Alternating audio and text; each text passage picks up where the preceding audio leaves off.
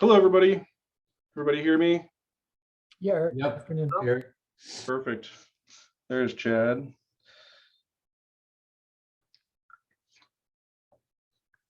Okay, so welcome.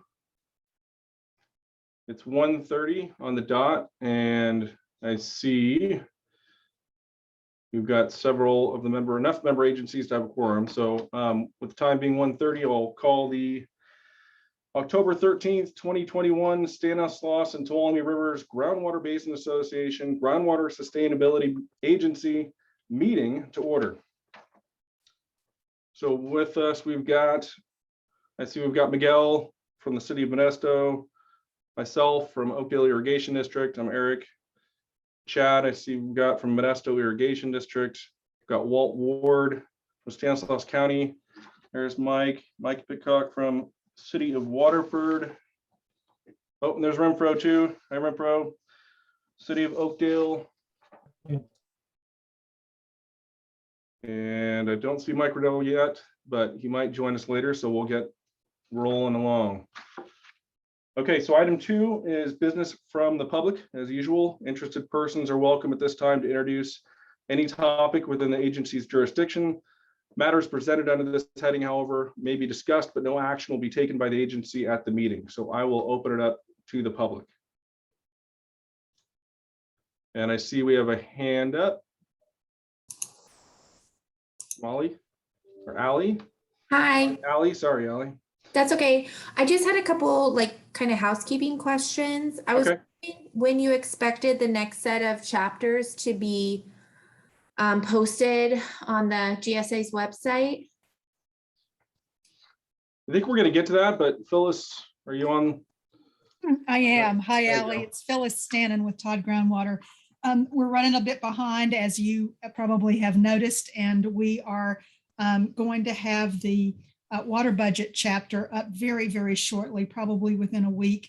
And then we have the next 2 chapters, which include sustainable management criteria and monitoring networks, being reviewed by the TAC, probably available for them in the next week or so here, and then will be released. So we're looking pretty much at early November for most of the chapters to be released, but we should be able to get the water budgets done in the next week or so. And if people want to submit comments, after reading or reviewing those chapters, do you guys have a deadline for the submission of that? We will. There'll be a 30-day deadline from posting, and I think we have the opportunity for you to submit those comments right to the website. Okay. And are all the comments that have been submitted posted on the website currently? Yes, they are. Okay. All right. Thank you so much. You bet. Yeah, thanks for the questions. Anybody else from the public?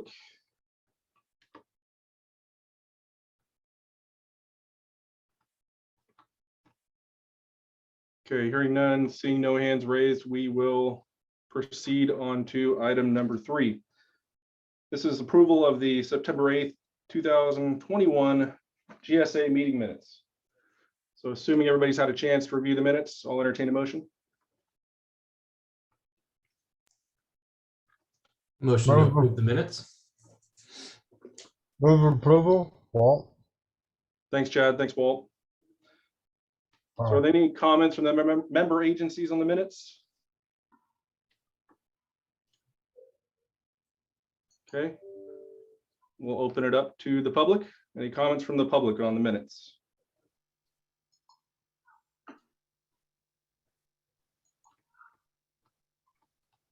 Hearing none, seeing no hands raised, we'll proceed to a vote.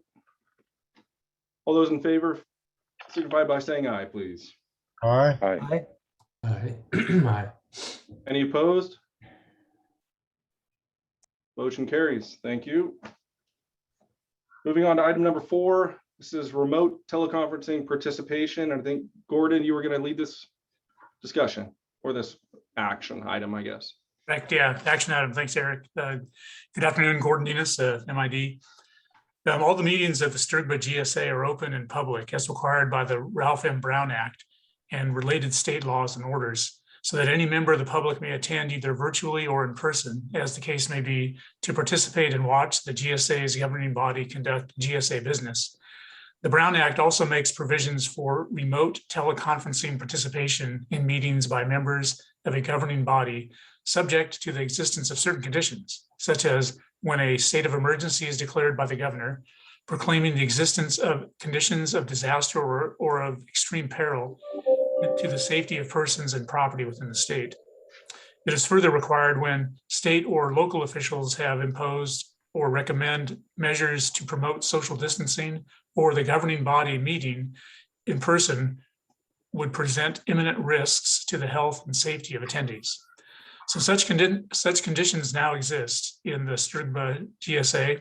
Specifically, a state of emergency has been declared by the governor that COVID-19 pandemic has strained the state's healthcare system and workforce, and that state and local health departments must use all available preventative measures to combat the spread of COVID-19.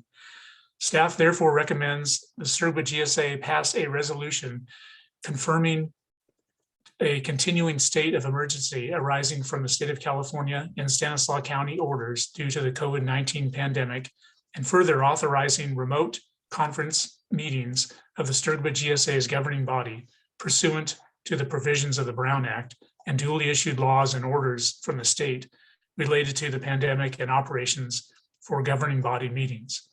And this resolution shall take effect immediately upon its adoption and shall be effective until the earlier of either October 28th, 2021, or such time as the STRGBA GSA's governing body adopts a subsequent resolution superseding this requirement. And that's all I have. So, right, I'm looking for a motion or on this resolution. Yeah, so we'll entertain a motion. We're going to have to come back, as Gordon said, in 30 days to continue to do this until we want to go back to the original Brown Act requirements for teleconferencing.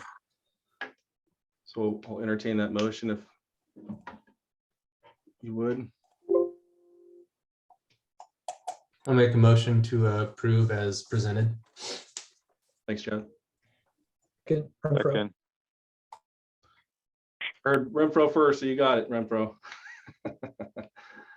All right, so are there any comments from the member agencies?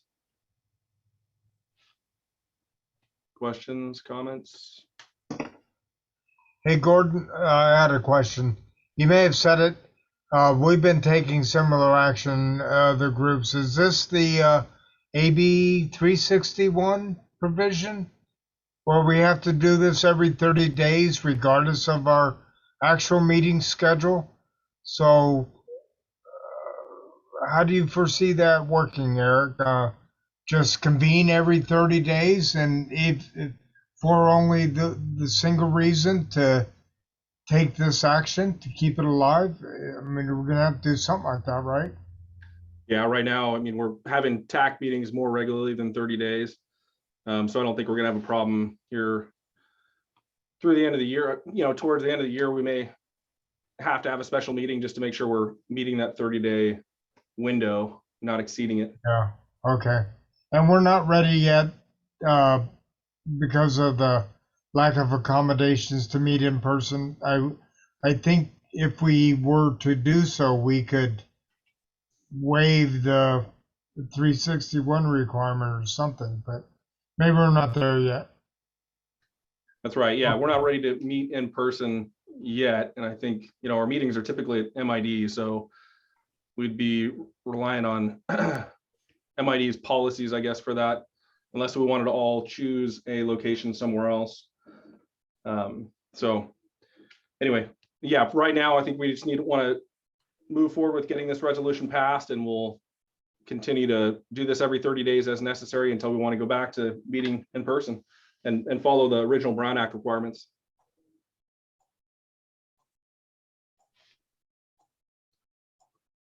Thanks, Walt. Any other questions, Yeah, thanks. comments from the member agencies? Okay, I'll open it up to the public.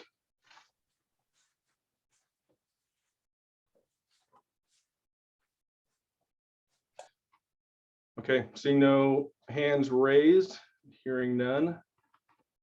We'll proceed to a vote. All those in favor signify by saying aye. Aye. Aye. Aye. Any opposed? Motion carries. Thank you, Gordon. So moving on to item number 5. This is also you, I think, Gordon. It's degraded water quality. You were going to run through that, I think. Correct. Okay, so Sigma defines, so this is actually the last sustainability indicator that we're looking for a resolution on. We've done all the other five sustainability indicators. So this is a degradation of groundwater quality. And Sigma defines the minimum threshold for degraded water quality as the degradation of water quality, including the migration of contaminant plumes that impair water supplies or other indicators of water quality as determined by the GSA that may lead to undesirable results. Sigma further specifies that the minimum threshold shall be based on the number of supply wells, a volume of water, or a location of an isocontour that exceeds concentrations of constituents determined by the GSA to be of concern for the basin. Also, in setting minimum thresholds for degraded water quality, the GSA shall consider local, state, and federal water quality standards applicable to the basin. The STRGBA GSA has identified 9 potential constituents of concern for the Modesto subbasin, including arsenic, boron, dibromochloropropane, or DBCP, nitrates, tetrachloroethane, PCE, total dissolved solids, or TDS, 1,2,3-trichloropropane, or TCP, uranium, and gross alpha particles. And however, since boron does not have a maximum contaminant level, it will not be included in the minimum threshold. And also, gross alpha particles are observed to be co-located with uranium detections.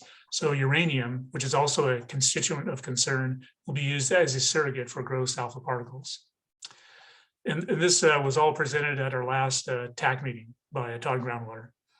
Staff recommends that the STRGBA GSA make the determination that undesirable results for degradation of groundwater quality are defined as significant and unreasonable adverse impacts to groundwater quality as indicated by a new or first time exceedance of or further exceedance from a MCL of constituent concern that is caused by GSA projects, management actions, or management of groundwater levels or extractions such that beneficial uses are affected and well owners experience an increase in operational costs. And staff further recommends that minimum thresholds are set as the primary or secondary California maximum contaminant level for each of the constituents of concern, and that measurable objectives are set as the historical maximum concentration of each constituent of concern for each principal aquifer at each representative monitoring site. So again, staff is requesting a motion and a resolution on this recommendation. Thanks, Gordon. Yeah, as you mentioned, we had a presentation on this from Phyllis at the last TAC meeting on September 22nd. This is consistent with that, what she presented. The only modification we did to address one of the comments we got at the meeting from Val was we modified the language of the undesirable results to include not only a new first-time exceedance of, but also a further exceedance of an MCL of constituent concern caused by GSA projects, management actions, yada, yada. So anyway, so we got that modified. Hopefully that addresses that concern. I know we talked about that. So with that, I will entertain a motion before I get comments from the member agencies and then the public. Eric, I run for a motion. Look forward to hearing comments. Thank you, Renfro. Have a second?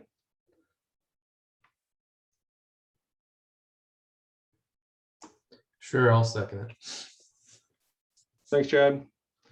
So we'll first start off by taking comments from the member agencies, comments and questions.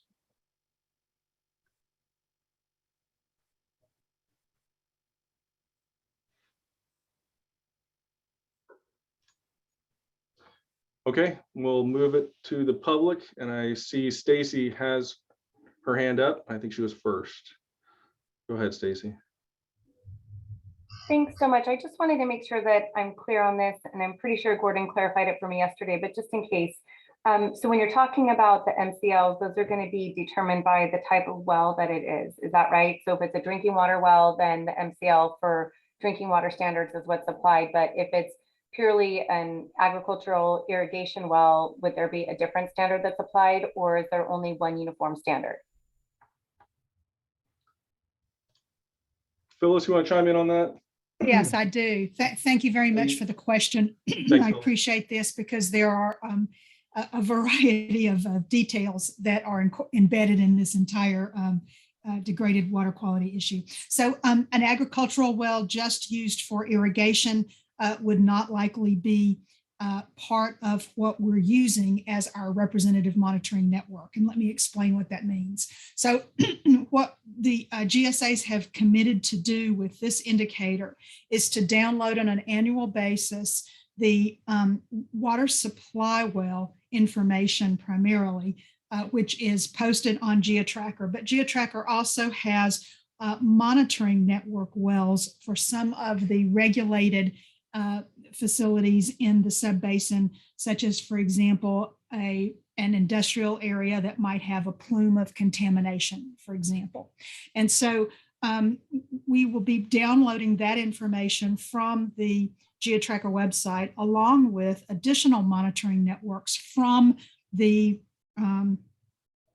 regulated coalitions. I know that we've talked in the past about the nitrate control program and the CV salts and irrigated lands in general, having water quality coalitions that have been put together to do some monitoring in the subbasin. So those data will also be incorporated. And so we'll be looking at data from whatever wells are incorporated into the GeoTracker, GAMA websites, and the regulated coalitions. And that will be part of the analysis.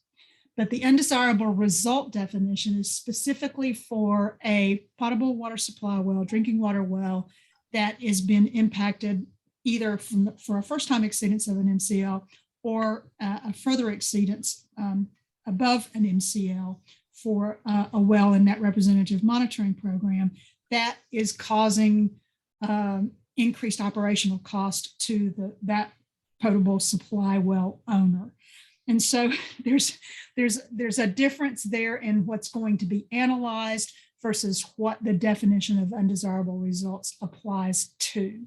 And so it could be that if there's information or data from an agricultural irrigation well that is incorporated into the regulated coalitions, that it will be part of the analysis, but it would not be used to designate an undesirable result.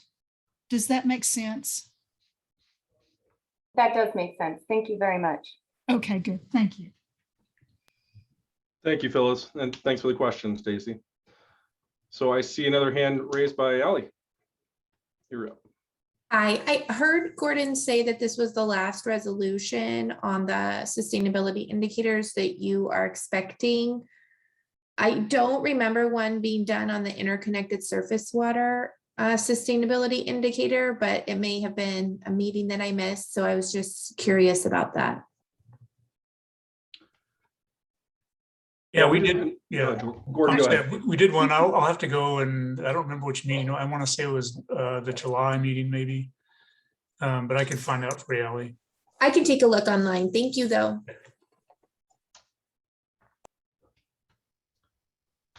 Thanks, Allie. Hillary, you got your hand up.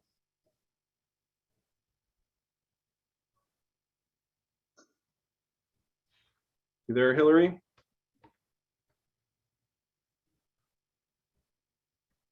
Sorry about that. It took me a second to get unmuted.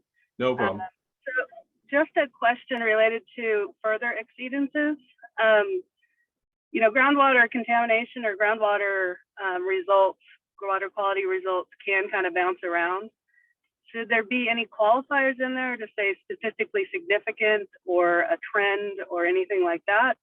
Or are we expecting that anytime one of these results bounces down below where it has been, that it's going to trigger a response? Yeah, that's something we definitely have discussed. internally since that comment came up and how to go about that. This is what this will trigger is a consultation. And then at that point, we would end up looking at it further and determining whether it was something that was caused by the GSA's actions. It's hard to be, I think, Phyllis, you probably want to weigh in on this too, if you don't mind, but I think it's hard to put a qualifier and a set parameters for in this undesirable result definition that would be applicable to all of those constituents of concern. But Phyllis, do you have any comments on that? I do. And as you know, Eric, we've gone around the world at least twice, maybe 3 times on this indicator, trying to come up with something that we believe is, number one, reasonable, meets the regulations, and also is something that everyone would understand. So for this particular indicator, and I know that we've talked about this in a lot of additional, some of our previous meetings, the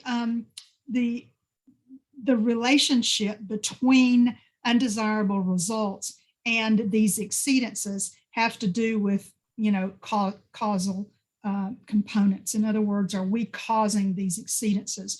And so our thought is that if we make the details of the undesirable result quite narrow, that we would be committing to and giving some assurances to those who are very concerned about water quality in the subbasin, that we were given the assurance that they would be analyzed, that they would be evaluated, and that they would be brought in front of our board and provided to the public, and that everyone would be able to see for themselves how water quality was changing within the subbasin.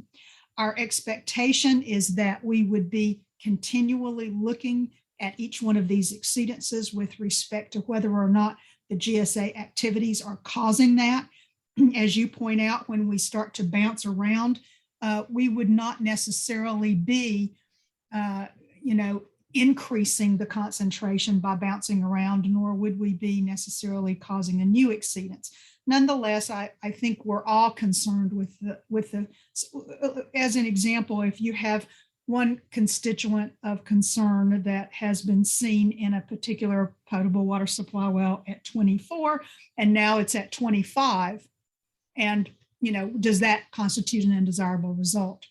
And the answer is that there's unlikely a situation where the going from 24 to 25 could be related back to changes in water levels, changes in extractions, and GSA projects and management actions. And so our thought process was that we would get everything out in the open, no matter if it was just that one type of an exceedance, that we would bring it in front of the board in the annual reports, but that we would be able to, not be triggering unnecessarily an undesirable result, because that type of an exceedance would not likely be related to a change in water level, for example. And so it's just sort of trying to pull together all of the details that we've put into the undesirable result so that we're not unnecessarily triggering it, but at the same time, narrowly defining what we're going to look at and analyze so that we get that out in the public and in front of the board. The discussions that we have had with our point of contacts with DWR have been very helpful and instructive on this issue. And, I think that there is as much concern about making sure that water quality is continued to be analyzed on an annual basis as there is, sort of how an undesirable result might be defined. So and Eric is right, in the event that a quote unquote undesirable result is triggered, then the next action is not for the GSA to go out and try to install wellhead treatment or clean up a plume or do something very proactive. Our next step would be to go to the regulatory agencies who are responsible for the water quality issues in the subbasin and work with them on mitigation measures. So it really is, sort of a multifaceted multifaceted type of process, but our bottom line was we wanted to be able to get everything analyzed and in front of the board, and we wanted a commitment from the GSAs that would occur. Does that make sense? Yeah, no, that makes a lot of sense. And, as you pointed out, there's a lot of details in this type of an exceedance. And so I appreciate that you guys have considered those and that you're looking into it. And I expect that, the chapter will go into a lot more detail than what a simple resolution can do. Great. Thank you. Yes. Great question, Hillary. Thank you. We received a number of the plans, I guess the GSAs, the GSPs were turned in already, had some comment letters come out on that. So it was a item that was discussed pretty in depth. Wanted to make sure that we had our bases covered, but didn't obligate us to do something that really wasn't part of the legislation. So thank you for that. Okay, so any further public comments?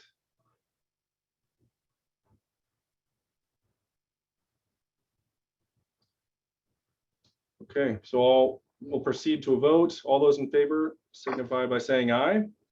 No. Aye. Aye. Any opposed?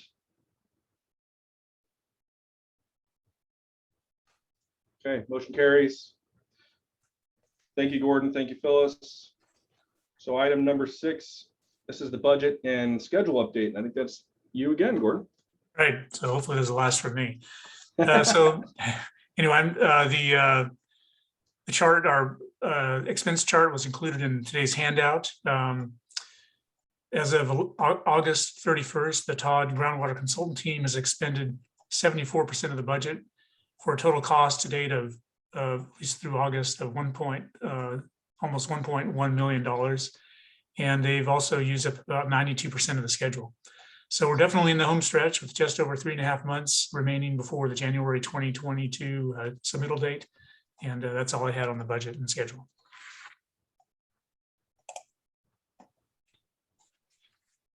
Thanks, Gordon.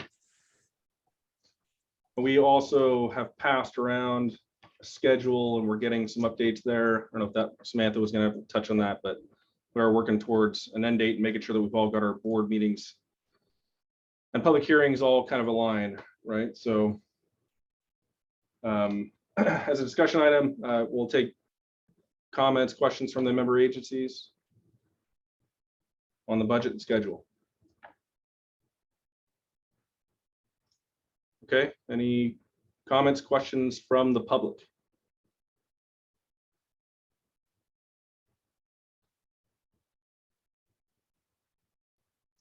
Okay, great. Thank you very much. We'll move on to item number 7.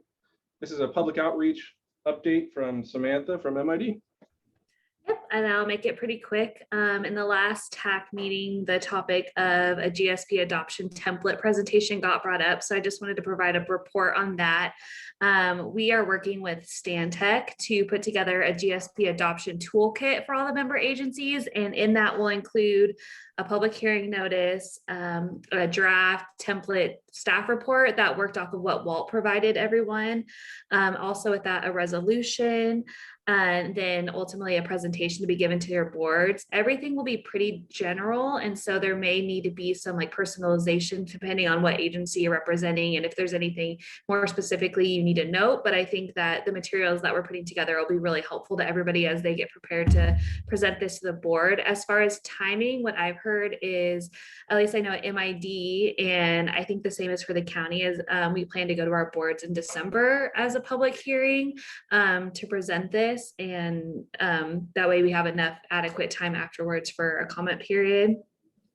Included in the toolkit also will be a one-pager that kind of highlights the different areas of the GSP, which might be helpful as an outreach and educational tool for members of the public.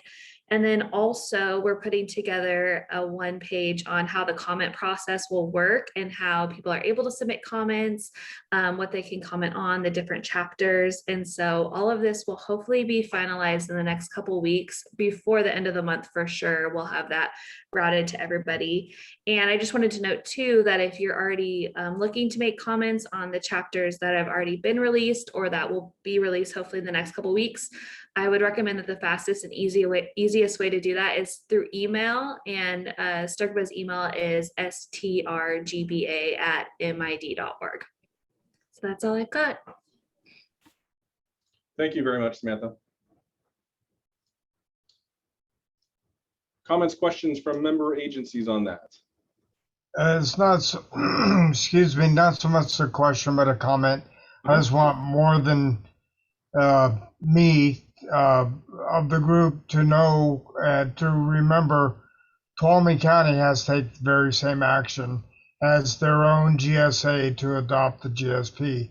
Yep. So Samantha, make sure at a minimum I get those materials so that I can forward them to our counterparts at Tuolumne County, or conversely, if you wish, I can share with you the contact information. You can send it to them directly. So whichever way you want to do that. Yeah, I definitely can send them to you and you can send them to your contact over there. So it'll all be public. Got it. Thank you.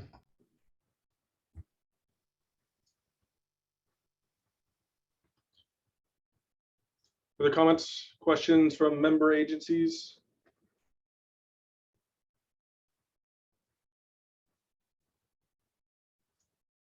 Okay, we'll open it up to the public. Comments, questions from the public?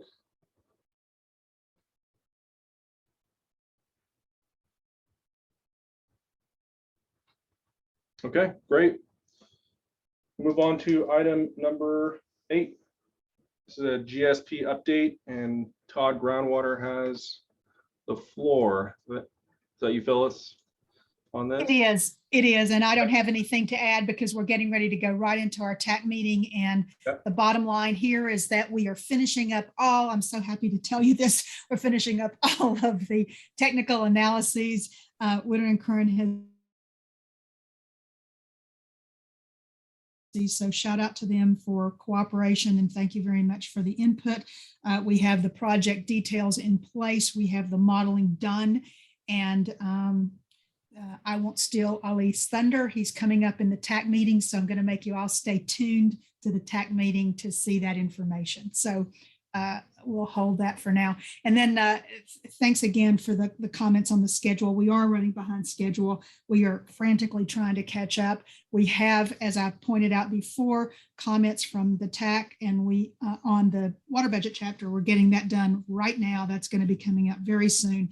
And then working on chapter 6 and 7. And then the information that you'll be seeing today is the final analyses that are going into the projects. And so now we will be ready to begin writing that chapter up as well. So we're coming down to the right down to the wire, but we're going to make it. So thanks to all of you for hanging in there with us. Thank you, Phyllis. Comments, questions from the member agencies?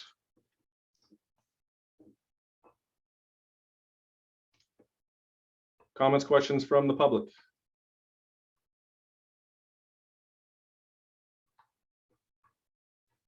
All right, thank you. Item number 9, our next meeting is November 10th at 1:30 on Zoom. That will put us less than 30 days, so we will likely have to adopt another resolution for AB 361. Comments, questions about the next meeting date? Nothing from the member agencies. We'll move it out to the public.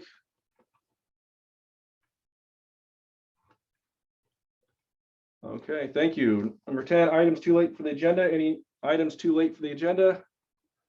If not, I will entertain a motion to adjourn the GSA meeting. Renfro motion. Thank you, Renfro. I will second it. Second. Thanks, Chad. All those in favor signify by saying aye. Aye. Any opposed? Aye. Thank you. We will move right into the TAC meeting. Okay, again, I think, let's see, we've got City of Oakdale, City of Modesto, Michael Miguel, Mike Pitcock from City of Waterford, Eric Thorber, and myself from Oakdale Irrigation District, Chad Tinkins here from Modesto Irrigation District, Walt Wards from Stanislaus County is here. I haven't seen Mr. Rydell from the City of Riverbank join us, but that is enough for a quorum. So the time being 2:05 p.m., I will call the October 13th, 2021 STRGBA GSA Technical Advisory Committee meeting to order. Move into item number 2, business from the public. Interested persons are welcome to introduce any topic within the agency's jurisdiction, and matters presented under this heading may be discussed, but no action will be taken by the agency at this meeting. Anything from the public?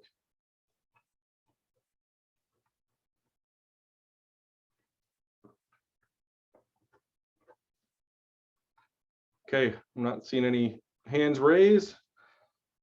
So we will move on to item number 3.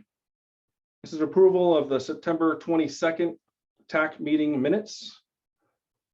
Assuming everybody's had a chance to review those, I'll entertain a motion.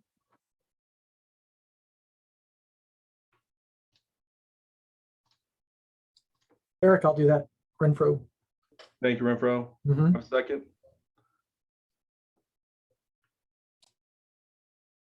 I'll second it. Thanks, Chad. Are there any comments, questions from the member agencies on the minutes?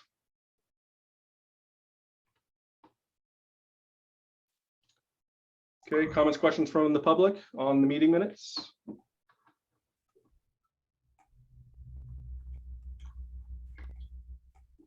Hearing none, seeing no hands raised, we'll proceed to a vote. All those in favor signify by saying aye. Aye. Aye. Aye. Aye. Aye. Any opposed? Motion carries. Thank you. And now what we've all been waiting for, item number 4, projects and management actions. We've got a presentation by Todd Groundwater, and I think as well from Woodard and Kren. Yes. Hi. And while we are getting everything connected here with Ali and Woodard and Curran, who's going to give this presentation, I'll just say a couple of just sort of logistical comments here. So we have had a variety of staff challenges. We've got some people that are out of town on meetings. We've got some folks that are ill. We've got some folks that are on vacation. And as a result of that, Ali has generously decided that he can provide this presentation on the road. So he has some connection issues going on here. So we're gonna make the very best of our use of time here and get him going right away into the project. So Ali, do you have a way to get your screen up with your staff persons? Yes, I do. Can you hear me, Phyllis? We can. In fact, you sound just as good as anybody on the call, so that's great. Wonderful. And thank you for that introduction. And Mr. Chair, members of the public and members of the TAC, I apologize for being even further remote than a typical home in this day and age, but I'm doing my best to make sure that we can share the results of the analysis that's been done to date. So I'm going to request my colleague Andres to go ahead and share his screen. If he's actually got his hand raised too, so I figure that's probably why. Andres, you want to come on and tell us if there's an issue?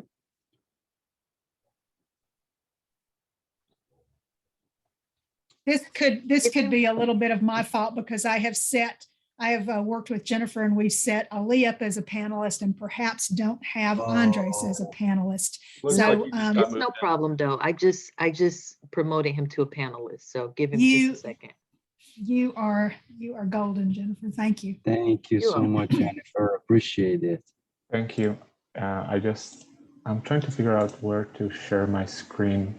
It's right in the bottom center. Share content, up arrow. Oh, in share green. screen, share screen. I saw it already. Okay.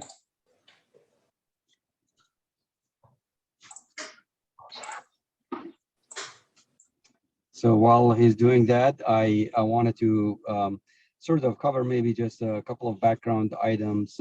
As you folks all remember, we've been working very diligently amongst and with you folks, in collaboration with you folks all, to analyze the results of the scenarios with the C2VSIM Turlock Modesto model that's been updated and calibrated, and the baseline has been set up. The model represents fairly reasonably well the conditions of the surface water and the groundwater system in the basin. And as one of the applications of the model, we use the model to establish what is the sustainable yield of the basin, as well as what the demand sort of management scenario would potentially look like if there's no projects and or management actions. And so since then, we've also processed and analyzed the results of what we call the scenario one, which was primarily looking at the water supplies and projects within the urban entities, City of Modesto, Waterford, as well as Oakdale.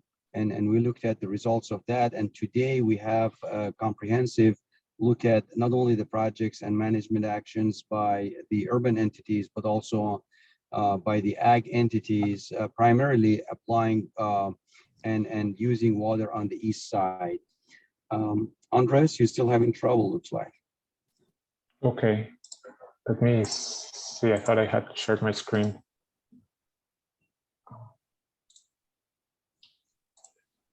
Okay. There we go. It's coming up. Wonderful. Just stay on the agenda item there. Thank you for that. So I'd like to cover maybe a quick introductory slides on the background on the sustainability indicators and talk for a few minutes about the approach that we use, the model and the assumptions, and then we'll dive right into the model results. So next slide, please. With respect to the sustainability indicator, as you all you folks all know, there are 6 sustainability indicators based on the sigma, and those are chronic lowering of the groundwater levels and reduction of the groundwater in storage. The ones in bold are actually applicable to us, and not only applicable, but also are the ones that we've been able to use the model to analyze the bold phase sustainability indicators. So seawater intrusion, of course, doesn't apply to us. Degraded water quality is not directly analyzed using the model. The model is not set up right now to simulate changes in the groundwater quality conditions. Land subsidence, we're looking at land subsidence using groundwater levels as proxy, and then depletions of the interconnected surface water, which is also analyzed using the model. So the next slide, please. Phase 1, we looked at demand side solutions. Like I mentioned earlier, ag and urban demand reduction was analyzed earlier.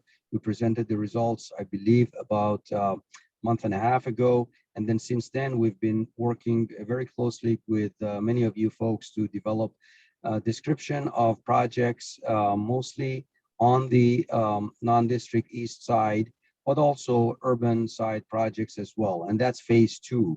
And so as a result, we've been using the model to generate and define these scenarios and analyze the scenarios to see what the implications are and what the benefits of implementation of these projects. Next slide, please.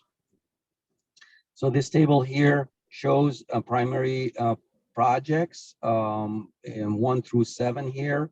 The first 3 projects are municipal projects looking at conservation measures within the City of Modesto. Then the storm drain cross connection removal project, again by the City of Modesto, and surface water supply project by the City of Waterford, in partnership with City of Modesto and MID. Then there are 4 ag side projects, 2 of which are all of them. Well, I should take it back. 2 of them are promoted by the non-district East. One in partnership with Modesto ID, the other one in partnership with Oakdale ID. And I'll be going through the details of those in just a minute. And then there are 2 other projects by Stan County, flood mitigation projects, primarily one on Tuolumne River flood mitigation and direct recharge as a result of that, as well as looking at the Dry Creek and using Dry Creek flood channel for flood mitigation, and also direct recharge of any water that can be captured during flood conditions. You'll see on the right-hand side the definition of the scenarios. Scenario 1 is primarily focused on the urban projects. Scenario 2 is primarily focused on not only the urban projects, but also ag projects. And then we set up a scenario 3, but we really didn't even need that scenario 3. And that was meant to basically capture and analyze and assess any potential demand reduction that needs to be put in place over time if the water supply projects that are envisioned on this chart here are not bringing us to sustainable condition over time within the timeline of the GSP planning. We ended up actually, good news is that the implementation of these projects actually brought us within the sustainable criteria and within sustainable conditions, and we didn't really need to go to the scenario 3 at this stage. So with that in mind, going to the next slide, please, Andres.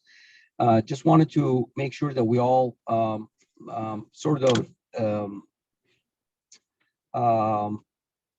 look at the hydrology and get an idea of what the hydrologic conditions are that we're assessing the projects within. We're looking at 50 years into the future. We're assuming that the hydrology of 1969 to 2018 repeats itself. That is, one of the assumptions in the planning process that we've incorporated. That will definitely not be the case. There's going to be significant uncertainties as a result of that, but that is what we've sort of assumed as part of the planning of the projects. And as a result, we look at this table on the left there. There's approximately 34% of the years that are wet years, and approximately 14% are above normal years. You'll notice that these wet years and the above normal years are also the years when we actually have either the flood water, extra water, excess water, and or water that may be in excess by OID and MID that is being supplied to the non-district east. The remaining years are somewhat below normal, dry or critical years, when if excess water is available during irrigation season by the districts, those would be potentially available during irrigation season, and we'll talk through that in just a minute.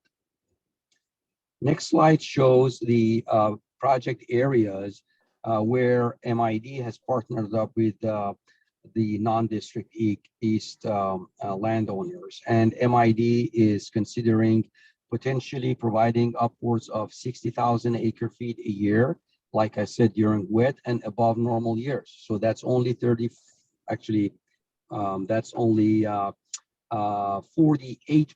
almost about 50% of the time that that upwards of 60,000 acre feet would be available. When we look at it on a long-term average annual basis over the 50-year planning horizon, it's only about 28,800 acre feet on the average that is potentially available through MID. The location of the use would be non-district east areas and the acreages with low and medium infrastructure needs. Almost 2/3 of the water would be available potentially during irrigation season for in lieu recharge. What that means is the water would be available during irrigation season to the landowners, and the landowners would use the surface water and in exchange, they would reduce groundwater pumping. Approximately a third of the time, there would be direct recharge that would be available, and that's typically during non-irrigation season on these lands here. So if you go to the next slide, we'll see a similar type of conditions in partnership with Oakdale Irrigation District, upwards of about 20,000 acre-feet a year during many years, actually, more than the wet and above normal. Oakdale is considering possibly making water available during below normal and dry conditions as well, not during the critical years. So in a year like 2015, that water would not be available. I'm not sure if 2021 would, I think we're in a critical condition right now. So a year like this, there wouldn't be water available either. But for many of the years, upwards of a 20,000 acre-feet would be available. And so when we look at it over the long-term 50-year planning horizon, we're talking about approximately, somewhere short of 15,000 acre-feet a year on the average. Again, these are all in partnership with non-district east landowners, and where there's not as much, well, there's low and medium infrastructure requirements that are available or that would be needed to expand and or put in place. Of the 14,400, 90% of that water is going to be in lieu recharge. That means, again, it's going to be provided during irrigation season. And as a result, there would be an equal amount, approximately, reduction in groundwater pumping. And about 10% of that would be direct recharge during non-irrigation season during winter time. So if we go to the next slide there, these are the two projects that are promoted by Stanislaus County, looking at the Tuolumne River flood mitigation project, approximately upwards of about 20,000 acre-feet a year, that has been studied and identified that there's that much water available from Tuolumne River during wet years and above normal years. Again, because those are only select years, when we look at it over the long-term average annual 50-year period, it's only about 9,600, a little bit short of 10,000 acre-feet a year. The Dry Creek Flood Mitigation Project is also looking at about 5,400 acre-feet a year of supply during non-irrigation season during flood years. So the next slide puts all of that together, and it puts it on a bar chart, stacked bar chart, how much water we potentially get during the various year types by each one of the projects. And so when you stack them up during wet years and above normal years, we get upwards of about 100,000 acre-feet actually supplied to many of these landowners on the east side, non-district east. And during dry years or below normal years, there's a whole lot less water that is available. And so as such, the long-term average annual ends up to be less than the 100,000 acre-feet.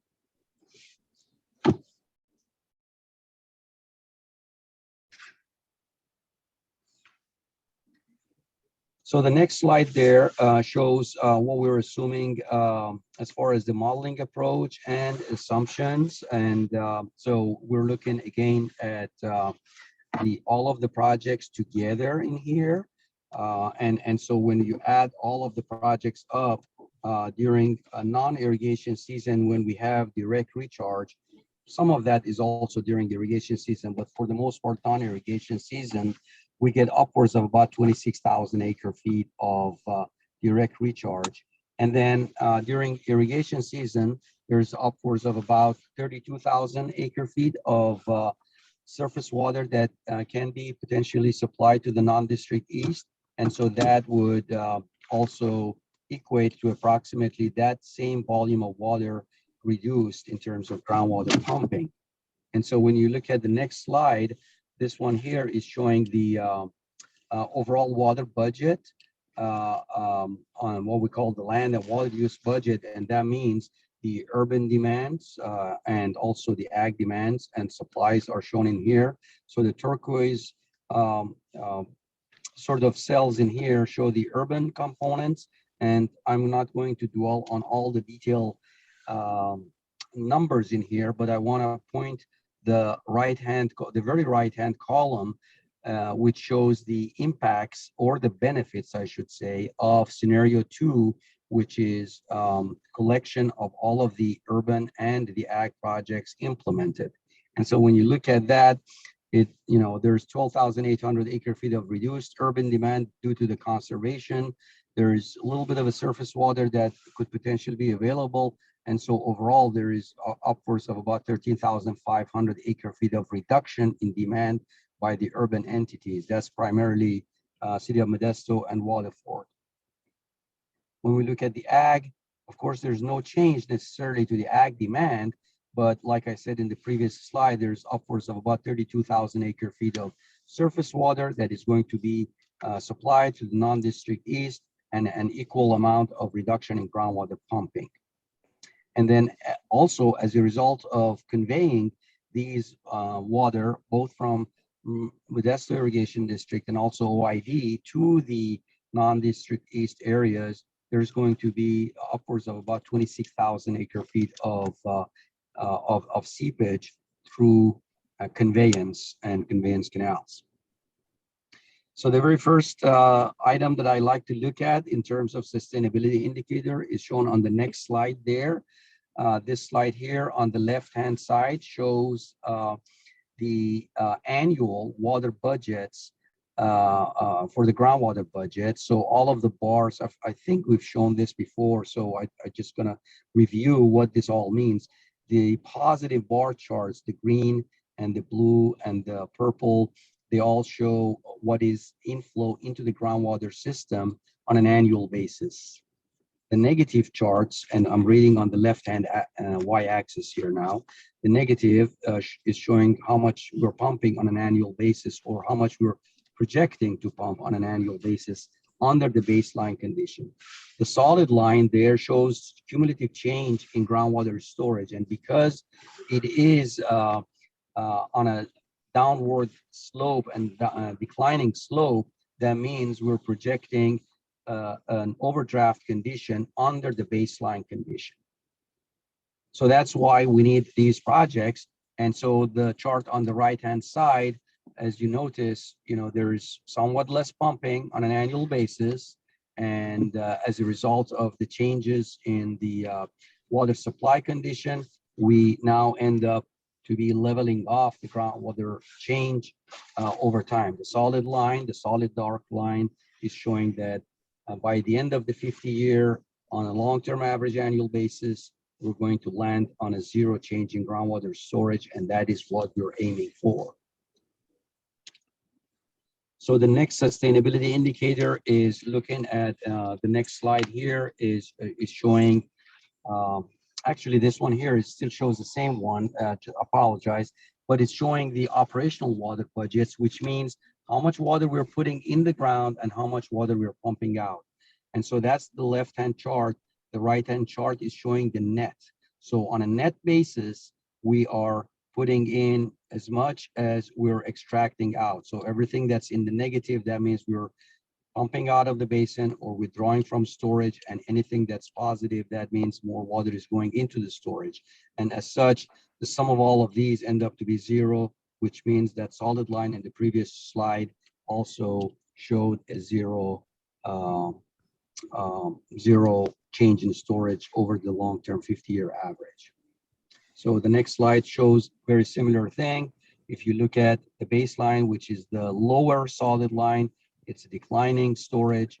The green one is under scenario 1, which is only the urban entities implementing their water supply projects. But then the top line there shows the change in storage over the long haul by all of the projects when all of the projects are implemented. So the next slide I'd like to show you is how we are checking against the interconnected surface water. We have 3 sets of slides, or 3 sets of charts, one for Tuolumne River, one for San Joaquin, and one for Stanislaus River. Each one of these are showing the historical, the baseline, and then the conditions under the scenario 1 and scenario 2. So if you look at, for example, the Tuolumne River, under the baseline condition, the darker blue bar is showing how much is stream seepage into the groundwater system, and the lighter blue is showing the discharge from the groundwater system to the river. And so overall, on a net basis, Tuolumne River is gaining because the darker bar is bigger than the lighter bar. When we look at scenario 2, we are then, I apologize, I wanted to reverse that. So the solid dark blue is showing the seepage to the stream is losing water. So under the baseline, we're projecting that Tuolumne River on a net basis is going to be losing water. Under scenario 2, Tuolumne River is going to be gaining because the lighter bars are bigger than the darker bars. So we see similar type of conditions on San Joaquin River and Stanislaus River. And so the goal is to try to make sure that we bring the respective rivers back to the historical conditions where the lighter bars are bigger than the darker bars, in order to make sure that the conditions under historical are preserved. Next slide, please. So the groundwater budget on the next one, this chart here is shown. We're showing basically components of the groundwater budget in terms of deep percolation and recharge from the canals and reservoir system, and then the net stream seepage, and then any inflows from the foothills, as well as net subsurface flows from adjacent basins, and eventually groundwater pumping. And so again, I want to point your attention to the last column there, where under the scenario 2, we have a positive impact, meaning a benefit to the groundwater system. There's somewhat more deep percolation. Overall, we have about 26,000 additional recharge from conveyance of the irrigation water that is moved to the non-district east. And as a result, we also have about 28,400 additional gain, actually, in this case, because it says this net stream seepage. When it's negative, that means the river is gaining 28,400 acre feet of gain by the river. That means the groundwater system is discharging to the river. So overall, our groundwater storage deficit is going to end up to be the minus 12,000. That means the groundwater system and the groundwater storage on a long-term basis would be gaining 12,000 acre feet of additional storage on the long haul.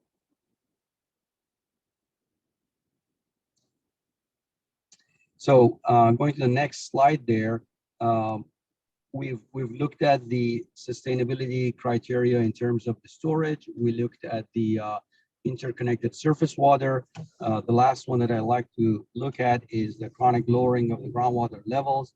And so there have been monitoring network that's already been set up, and there's been minimum thresholds that have already been set up at these monitoring locations. The chronic lowering of the water levels at each one of the monitoring wells have been set up in a way that if groundwater levels exceed the minimum thresholds by about 33% of all of the representative monitoring wells over the course of consecutive 3 years, that calls for an undesirable result. And so as a result, we've looked at groundwater levels at these monitoring wells, and we've identified which one of these wells we would be exceeding minimum thresholds and potentially causing undesirable results. So if you go to the next slide there, I'm going to be hovering basically through a set of representative monitoring wells from west to the east, and showing you groundwater levels that are presented both under baseline conditions, under scenario 1 condition, and scenario 2. And so the baseline condition is a solid line, and you can't quite see all of that on these charts here because these wells are on the west side. And so there is really not much of a change between the baseline and the scenarios on these charts here. However, when we get to the east side, we'll see a whole lot more benefit and impact on the groundwater levels. Go to the next slide, please. So again, these are 2 additional wells which are on the west side. We see that overall, the baseline, we've already been reasonably under sustainable condition. And so as a result of implementing the scenarios, we don't necessarily see much of an impact on the west side. However, when we go to the next slide there, the next slide shows we're getting closer to the east side. And so as a result of implementing the scenarios, we see more changes in the groundwater levels. So the right-hand hydrograph there is showing groundwater levels at the purple point. If you can point to that, Andres, where the dot is, we see that there is approximately about 10 to 15 feet, upwards of about 20 feet of rise in groundwater levels between the lower hydrograph on the projected water levels and the lighter color hydrograph, which is the blue light, the lighter blue color. And so we've been able to raise the groundwater levels in a way that we would not be exceeding minimum thresholds in a way that would cause undesirable results. Go to the next slide, please. We see that same level of benefit now on the 2 points there. Andres, would you please point to the map, top map? Thank you. And so the light blue is the left-hand hydrograph, and the purple is the right-hand hydrograph, both of which are benefiting significantly as a result of the implementation of these projects.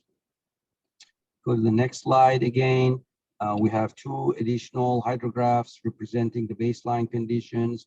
Again, significant rise, upwards of about 30 feet of rise in the lighter blue well location, and then upwards of another 30 foot of rise in the purple location. And then last but not least, 2 additional ones. These are further up in the foothills where there's going to be a whole lot more concentrated delivery of surface water on these parcel or on these lands here. And so these are representative hydrographs, again, showing the improvements in groundwater levels. So going to the concluding slide, in summary, meeting the sustainability goals can definitely be achievable through projects implementation and implementation of the water supply projects. The sustainability analysis definitely hinges on a commitment by the project proponents as well as project partners to actively pursue and implement these projects. Meeting minimum thresholds is definitely dependent on progress that being made and being initiated immediately. We think that the projects should be considered to be implemented fairly quickly. And so as a result, because there's only 20 years of time window in order to implement these projects. So a delay in project would mean a steeper sort of cost, but also a steeper level of implementation in order to bring these projects online, as well as achieving and receiving the benefits of these projects. And so we will definitely be continuing to work with the GSAs in terms of development of the details of the description of the projects, and also moving forward with documenting the results of the analysis that's been done to date, That's all going to be documented in the projects and management action chapter of the GSP in the next few weeks. So with that in mind, I'm going to stop and invite any questions, thoughts, comments. Phyllis, before I move on to the questions, do you have anything that you'd like to add to what we just went through? No, thank you very much for the presentation. I think that, the subbasin appears to have sufficient water supply projects to meet its needs. But I know the GSAs are certainly committed. We need to have, good cooperation throughout the subbasin to get this done. We need to get going right away. I'll just go ahead because Allison already has a comment in the chat box, and I know that we're losing your connection, Ali, so I wanted to get right to her comment. She's concerned with respect to the stream seepage along the Tuolumne River.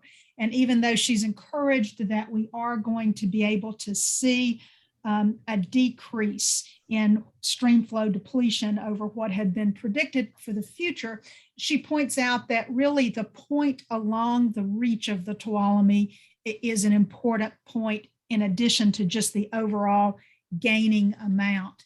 And her comment specifically says, if the losing reach is upstream and the salmonoid spawning reach, but gaining downstream of Modesto, then the river is still suffering.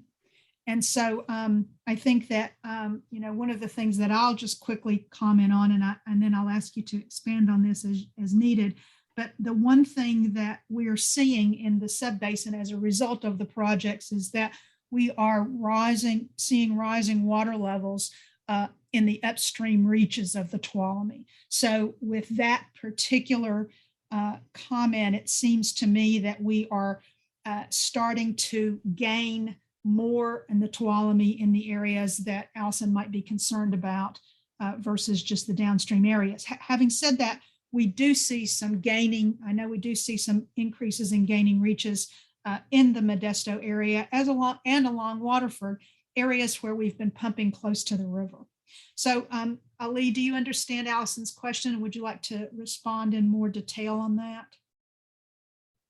Yes, Phyllis. So I appreciate the comment. And yes, like you said, there's overall rise in groundwater levels along the Tuolumne. And so we have looked at the hydrographs of stream flow and the implications of the project impacts on these stream flows, both on the upstream side, but also at the further downstream side near Waterford and Modesto as well. And we see significant benefit as a result of the project conditions.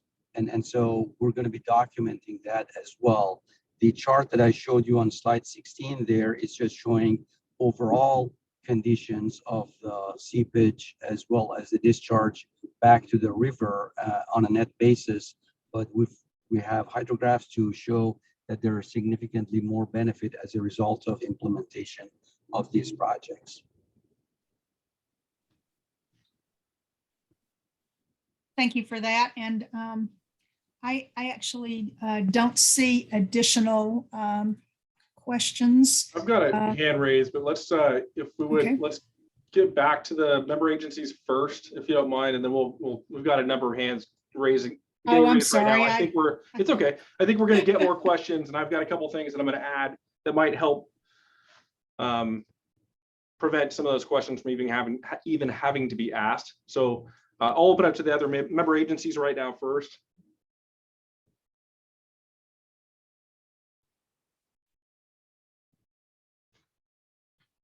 Okay. So one of the comments I wanted to make, if you would, can we go back to slide, I think it's like slide 5. It's got the modeling approach and assumptions there with the map. Next slide right there. And actually the next one's even better. So, because I'm from OID, so I'm going to talk about OID's project here. So I want to make sure everybody understands these are projects that are proposed by the non-district east. And they have just generally said, hey, would this be possible? And we're asked us, what to make some assumptions on what numbers would theoretically be possible. So we haven't talked about the cost of these projects. We haven't talked about what the agreement would be. We haven't talked about cost. There's been no design. There's been no CEQA. There's been no water right impact or acquisition type of discussions. So these are really conceptual at this point. But theoretically, if all things, all the stars align, these could occur. So, and I believe the rest of the projects, I don't want to speak for the other agencies, but I believe all of the projects that are on that list are generally in that scenario and in that status.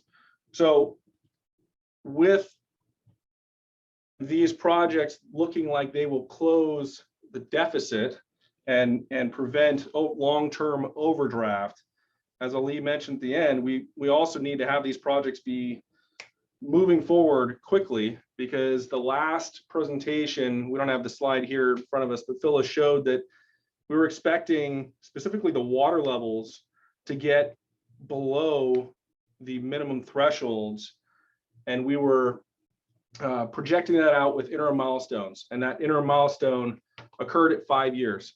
So if all of the modeling assumptions, and the hydrologies, the other uncertainties that are in the model all played out as they are currently modeled, then this may work. But really, we're going to have to continue to monitor it every year, and realistically, to turn that corner to get back to sustainability, we need to have these projects in place by no later than 5 years, and realistically, probably more like 3 years, to allow the correction to occur, because you're not going to just turn a faucet off and turn off the groundwater pumps and then all of a sudden see the results. It's going to take a couple years to make that turn. So I want to make sure everybody understands that. And from my perspective, there are a lot of things that could occur that either wouldn't possibly prevent these projects from coming to fruition and panning out. And so my thought and my suggestion would be that, we continue to keep an eye on these annual reports, and within the next year or two, if we're not seeing any kind of movement from where these projects need to occur, and by those who need to fund them and put them in place, put the infrastructure in place, we see no movement, then we ought to just start progressing towards the next phase, which is the fallback, and that's management actions, which is fees, extraction limits, things like that. So that may help provide a little clarity on at least what I think is going to be written in the plan moving forward with these. So with those are great. Those are great points, Eric. No, I appreciate that, and I appreciate chiming in on that.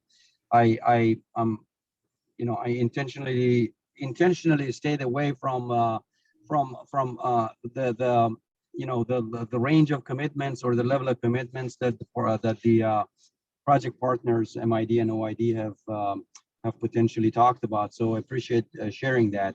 But to the point that you made in terms of the impacts on the groundwater levels, I wanted to just sort of reiterate, maybe going to slide number 24 there, Andres.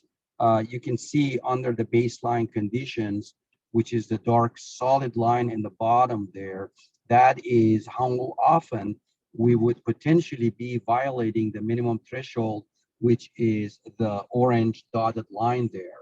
Right. And especially with the area like with in the blue well there, the lighter blue well, you'll see that overall groundwater level is just going to be nosediving and staying significantly below the minimum threshold.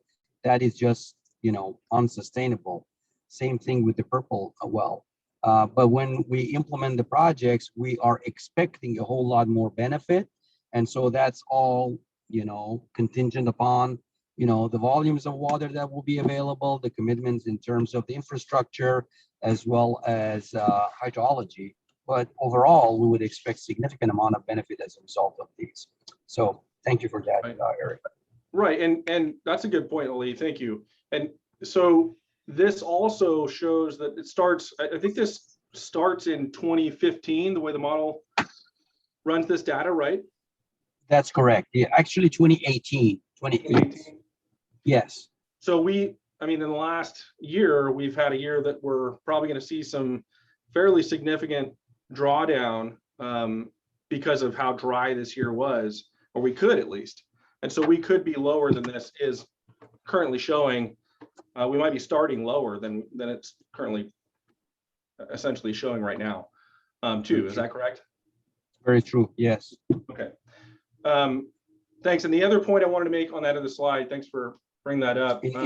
In fact, I'm sorry to interrupt you again. No, the left-hand hydrograph right here is showing the dots. If you notice the dots in right after the vertical red bar there, you see those are the observed water levels from 2015 all the way to 2018 or 2019, and you'd see that water levels have already dropped below the 2015 conditions. Okay. Yep. Yeah, and the other thing we had to do, because these are high-level conceptual projects, is we assumed the locations that this water was going to be applied.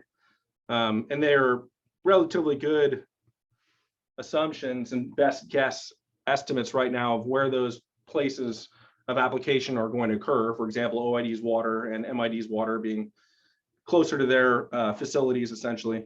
But that all will change, could all change. And if it's not, obviously, if the water is not applied where it needs to be applied, then you might see varying results from the model because of that as well. Correct? That is correct. Yes. I'm sorry. I was on mute. Oh, no, it's okay. Okay, well, thank you. Are there any other agency comments, or Phyllis, you want to add anything to that? That sounds good. It looks like we do have some public questions, and so let's get to those. Okay, I'm going to start with Stacy. I think I saw your hand raised first. It's hard for me to pay attention to exactly when they're starting, so I'm going to work from the top down. Stacy, you're up. Okay, so I have so many questions. I'm going to try to condense them maybe. But thanks very much. I think that this presentation has been super helpful, and I think your comments at the end kind of brought it together as well. So I'll start there, which is how are we, or what is the time frame for determining whether or not the non-district east is actually going to be participating in these projects? And I think even before we get to that question, the bigger question for me is who's deciding on these parameters in terms of the pricing structure and things like that. So maybe if we answer that question and then and the time frame for implementing, that would be helpful. Yeah, so I'll take a stab at that. These are all, the project proponent on that table was not the non-district east. So it would really, kind of the ball's in their court to approach the MID and OID and get these conversations rolling and get the design going. And I mean, they're going to have to really carry the ball and take the lead on them. That's not to say that we won't be working together, but those discussions need to occur. And so, you know, I can't give you an exact timeline. And I can't tell you exactly who's going to be doing those projects, but certainly the project proponent is what is assumed from that list. Okay. As far as timeline, you know, I talked about the 5 years and the inner milestone that we have, and it's really going to depend on our annual reports and what consistency we see there with from my perspective anyway, with the path forward in relation to what we projected. If it's worse, then we're going to have to start taking action on management, you know, take an approach from the management action side sooner than later. If it's not as bad as we projected, then maybe they have another year or two, you know. But from a workload perspective, our priority is to get this plan done, adopted on time, and then we're going to have an annual report that's due, I think, in April. And so we're going to have to get those things done and make those a priority, and then we're going to circle back. I mean, the first annual report will be kind of a report card, initial look at where we are versus where we were expecting to be, and we'll have to kind of take action from there. So hopefully you'll stay tuned and we'll figure it out together, and you'll be able to help us along the way. But we don't have an exact answer from that, at least from my perspective. And Phyllis, maybe you, Phyllis or any of the other public agency members are welcome to chime in on their perspective at least. Yeah, I'll add a couple of things there. So a couple of things. First of all, as the sort of leader of the project proponents, I know that Walt Ward has been working already with some of the non-district East landowners. There are some things in place and some good ideas. And I think that conceptually, some of that is moving forward. So I'm encouraged that, Walt and the landowners are already working together. So I don't want the public to get the idea that we haven't been talking. We certainly have. The project proponents that have been, determining how much water might be available. I know that OID and MID have been working in a lot of detail on what might be available and when and how best to work it. But I think that all of us recognize that there will need to be coming together of the landowners and the water providers to make sure that the projects are implemented properly. And then I'll just say one more thing, and the thing that does give me some encouragement here, if we can get things off the boards quickly, and that really is a key, I think, for everything. It's a key for not giving ourselves an opportunity to continue to decline, because that will just give us more and more of a hill to have to recover back to. So we will make everything much more difficult if we don't move quickly right after we get adoption and we get some of the other information in place. But the one thing that does seem encouraging to me is this: if we have water available for in lieu use of groundwater, I can tell you from working in years and years of managed aquifer recharge, as much as I believe in recharge projects, there is nothing that recovers a groundwater basin quicker than turning off a pump. So I do think that if we can work together to get the timing and the storage and the needs associated with water availability and water use in the fields, then we will be a little bit ahead of the game. So those are the two comments that I wanted to make. Thank you, Eric. Can I ask a couple more questions, Eric? Absolutely. Okay, so both of those answers were super helpful. Again, thank you so much. So I was listening in recently regarding the Water Advisory Committee meeting that took place in September. And during that meeting, Walt indicated at the very end that he believes that models are all wrong. They all have limitations in some form, and they're not the overall answer. And so he indicated that the monitoring network and the data is the key. And so understanding where wells are located, how much they are pumping, and what's actually going on is the best source of information. And I thought that was really important to hear Walt say as the representative of the non-district East. And I think that is accurate, at least from what I've been learning from all of you. And so what I'm trying to understand is, since we have very few monitoring wells, and we always talk about how there are data gaps in the East, how are we going to be monitoring whether or not these projects are actually being implemented appropriately? How are we going to ensure that the non-district East is turning off the pumps and is instead using this water for in lieu recharge if it is in fact available? Are we going to require people that participate to give us data so that we can monitor accurately? I'm just kind of trying to understand how we even figure out whether these projects are being utilized properly and if they're actually making an impact. You want me to start on that, Phyllis, or do you want to start on that response? Sure. I'll jump in on a couple of things, and then please feel free to help me out, because I know that the project proponents are the ones that are really all over the details of this a little more than me. So, thanks for that question. We're going to need additional wells. It's just the bottom line here. And one of the things that we will be looking at as a management action is the improvement to monitoring networks. I think we've talked about this several times.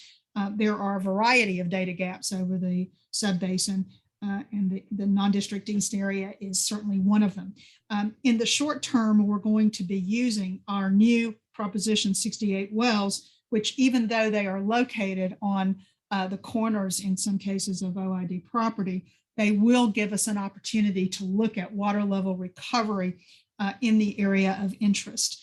But that doesn't mean that we don't need additional wells, and we're going to be citing those that they are not cited yet, but we're going to be including improvements to the monitoring network as a management action, and they will be cited as we begin to see how best water is going to be available to which landowners and at what time periods, how things can come online. So improvements to the monitoring networks are key, and they will be handled through a management action. So that's number one. Number two, with respect to, I just blanked for a second on what the second part of your question was. It was monitoring networks and, I know. Reporting, I think. Yeah, thank you. Reporting of extractions. Thank you, Walt. I've got too many things in front of me here. So the STRGBA is going to require that we actually provide extraction data on an annual basis in our annual reports. So we absolutely are going to be reporting extractions. We're going to be setting up a program whereby we can do that more accurately. I think, everything that we have done to date has been off of land use projections and modeling of water use for the appropriate land use.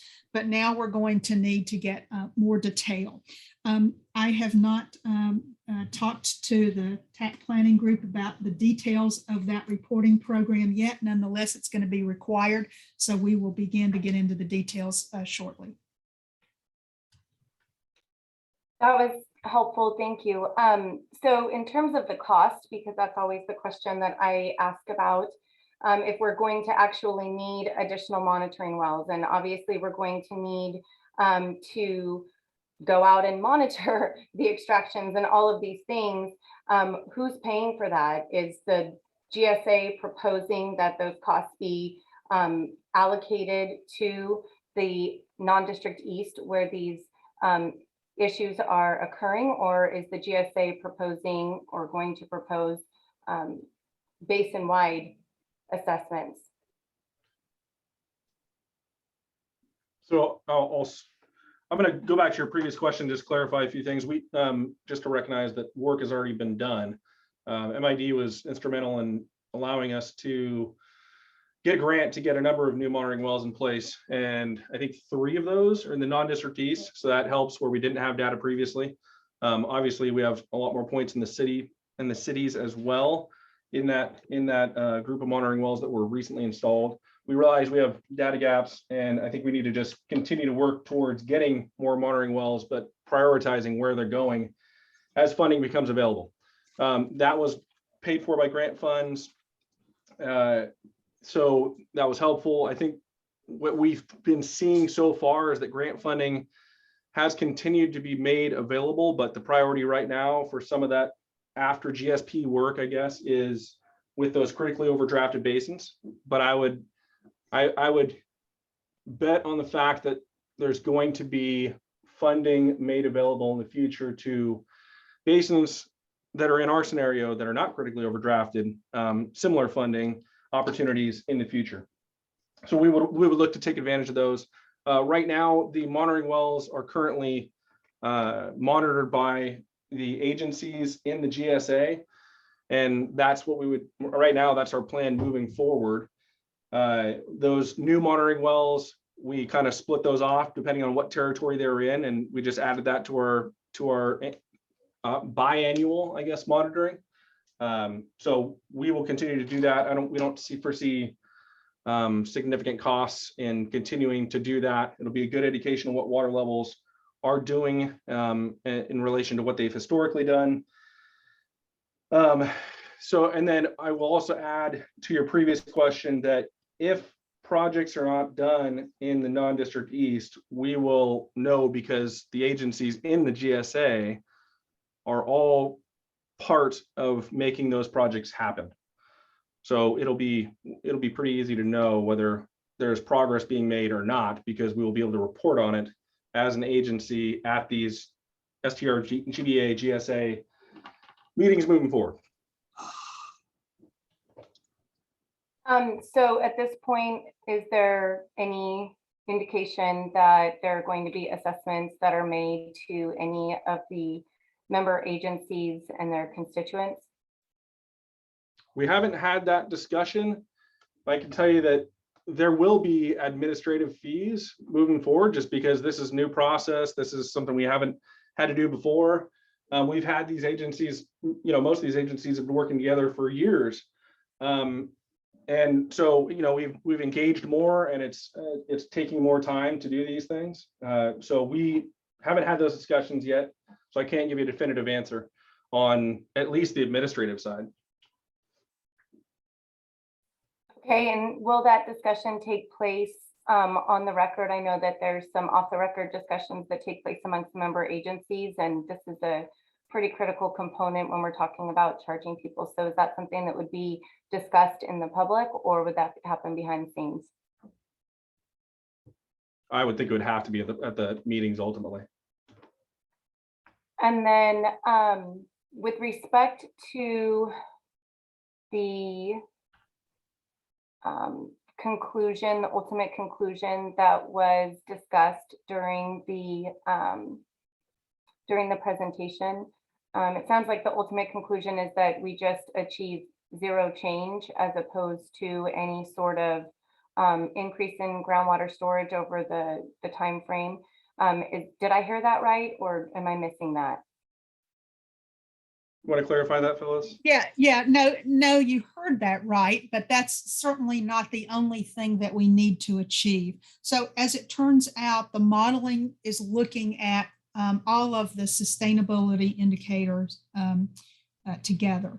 And we've done a lot of interactive modeling. That's part of the reason why it's taking so long, is that there's been quite a bit of going back and forth to see what sustainability indicators are more sensitive and where, and how we are going to be able more than just overdraft. It just so happens, however, that by raising water levels in the areas that have been declining predominantly, at least since the early 2000s, by raising water levels in those areas, we achieve more than just bringing the basin back into balance. We achieve higher water levels in areas where we have had failed domestic wells. We achieve better water levels with respect to the areas that have been pumping close to the Tuolumne River, and as a result, get better predictions of stream flow depletion than we did under the projected conditions. Also, the same thing is along the Stanislaus with respect to raising water levels that have been declining, especially in the eastern portions of OID, as the cone of depressions from the non-district east sort of expand in the subbasin. So we get to a lot of the goals by achieving bringing the basin into balance, but that was not the only thing we were trying to do. We were trying to do everything at once, and I think that if we have successful coordination in the subbasin, and we're able to implement the water supply projects that we think we have water available for, then we think that we can get to sustainable management overall. Okay. And that's all I Phyllis. have. Oh, go ahead. So this is Ali again. I just wanted to draw your attention to the chart that's on the screen right now, and notice that under the base, again, let me step back for a minute. I do agree with Walt and the statement that he's made that all models are wrong, but there's also a a concluding statement on that all models are wrong, but some are useful, and so this model here is not 100% right, because there's so much uncertainty in it with respect to the hydrology in the future. We're projecting 50 years into the future. who knows what sort of cropping patterns and what sort of irrigation, technology is going to be out there in 40 or 50 years. But we are projecting based on what we know today and with all the assumptions. And so when we compare the baseline condition, which is no action, versus the scenario 2, which is implementing some projects, then we can look at that relative difference and see that, yes, the relative difference is then giving us, taking us from 11,000 acre feet of a hole, so to speak, which is the overdraft condition, to upwards of about 1,400 acre feet of rise in the groundwater storage. So that's about 12,000 acre feet of benefit that the projects would bring to the table. And so as a result, I feel, that at least we know that the projects are going to have significant benefit, but the true benefit is all going to be measured based on the monitoring program that's going to be in place, and monitoring groundwater levels, monitoring groundwater pumping, and surface water delivery, and the so to speak, ag practices and implications. And so that's the bottom line. Thank you very much for those answers. I don't have any other questions. I just had a suggestion, which is if you could put numbers on the slides, it would be super helpful for us when we are trying to talk about them internally and then just jumping back and forth, if that's possible. Just a suggestion. Thanks for your time. I thought about the same thing. We usually do, and I think we'll try to do that in the future. That's an easy thing to do. Thank you, Stacy. Hillary, you're at the top of my list right now, so you're up if you would like. Thanks, Eric. And I will say that your comments at the beginning helped alleviate a few of my questions. I appreciate that you understand that it's a lot more complex than making the model go to zero. And the reality of making these projects actually happen is could be difficult. And I wish you the best of luck on getting those done. So I'll move on to my second question, which had to do with the interconnected streams. And I saw that there was a comment letter from NIMS on the website, and looking at the information that Ali presented, it didn't show that we got back to the historic levels as far as groundwater contributions to surface water. Is there any changes that are expected in response to the NIMS letter? Well, I don't know the answer to that exactly. You're correct in that we have not responded to the letter yet. Part of the letter, I think, was in anticipation of seeing things that haven't quite been available for them. And I think that we will be able to answer some of the questions and address some of the concerns when we get the chapters posted. But one of the things in particular that we have shown over and over again in our analysis of the projected baseline, for example, is locations and nodes of where we have losing and gaining reaches along each of the rivers. You're absolutely right. We're not going to be able to get back to historical conditions, but SGMA doesn't require that. What SGMA says is that if there have been undesirable results that occur as of January 1st, 2015, the GSAs aren't responsible for correcting them. However, the GSAs have a commitment to, maintaining surface water supplies for the subbasin with respect to conjunctive use and for other surface water beneficial uses. And as a result of that, we're making substantial improvements over what the baseline would project would occur if we didn't do anything. And so it really is trying to maintain where we are and not let things get worse. We did during our and I think it's been several months now, but during our technical analyses and presentations on interconnected surface water, we demonstrated that we maintain connection with the groundwater system and the rivers throughout even the projected conditions. And so we're not worried about disconnecting the rivers, so to speak, but we are wanting to improve conditions such that these projected stream flow depletions that we see from the modeling don't occur. I hope that helps a bit with what you were asking, Hillary. I don't think I maybe answered that exactly the way you asked No, it. that helps. That helps a lot, and I appreciate that you brought back up the 2015 conditions portion of STGMA. And I think a lot of agencies may forget that since they weren't there when STGMA was adopted. And so I think that's a good reminder to all of us. So we aren't trying to fix what has happened prior to 2015. We're just trying to keep things, in a stable level. So that's a great reminder. So I appreciate that. So thank you. Thank you. Thank you, Hillary. Allie, you're at the top of my list now. Okay, thank you. So my first question, Eric, you kind of discussed that the terms and everything of these potential transfers are kind of up in the air. Just wondering, there's specific numbers that have been provided in terms of how much water would be transferred. Have the boards of either OID or MID considered this, or are these numbers just coming from staff? So these numbers are coming from OID's perspective. These numbers are coming from staff, but they are consistent with what we would be able to, they're basically consistent with what past practices have been, because we've been providing out of district water in all years except critically dry years. And then the numbers are strictly based on capacity. So, Okay. I mean, we've been able to make that water available up to this point, theoretically, but it really, there would be some improvements, even in OID's system, likely, depending on where it's going, that would need to be made. But, the South Main, for example, the capacity, we think that we could move that water. So these are just the best estimates from a staff perspective at this point, is the short answer. And then on the MID end, are these numbers consistent with what it's done in the past, or where is this 60,000 acre feet coming from? Yeah, I can add to that, Allie.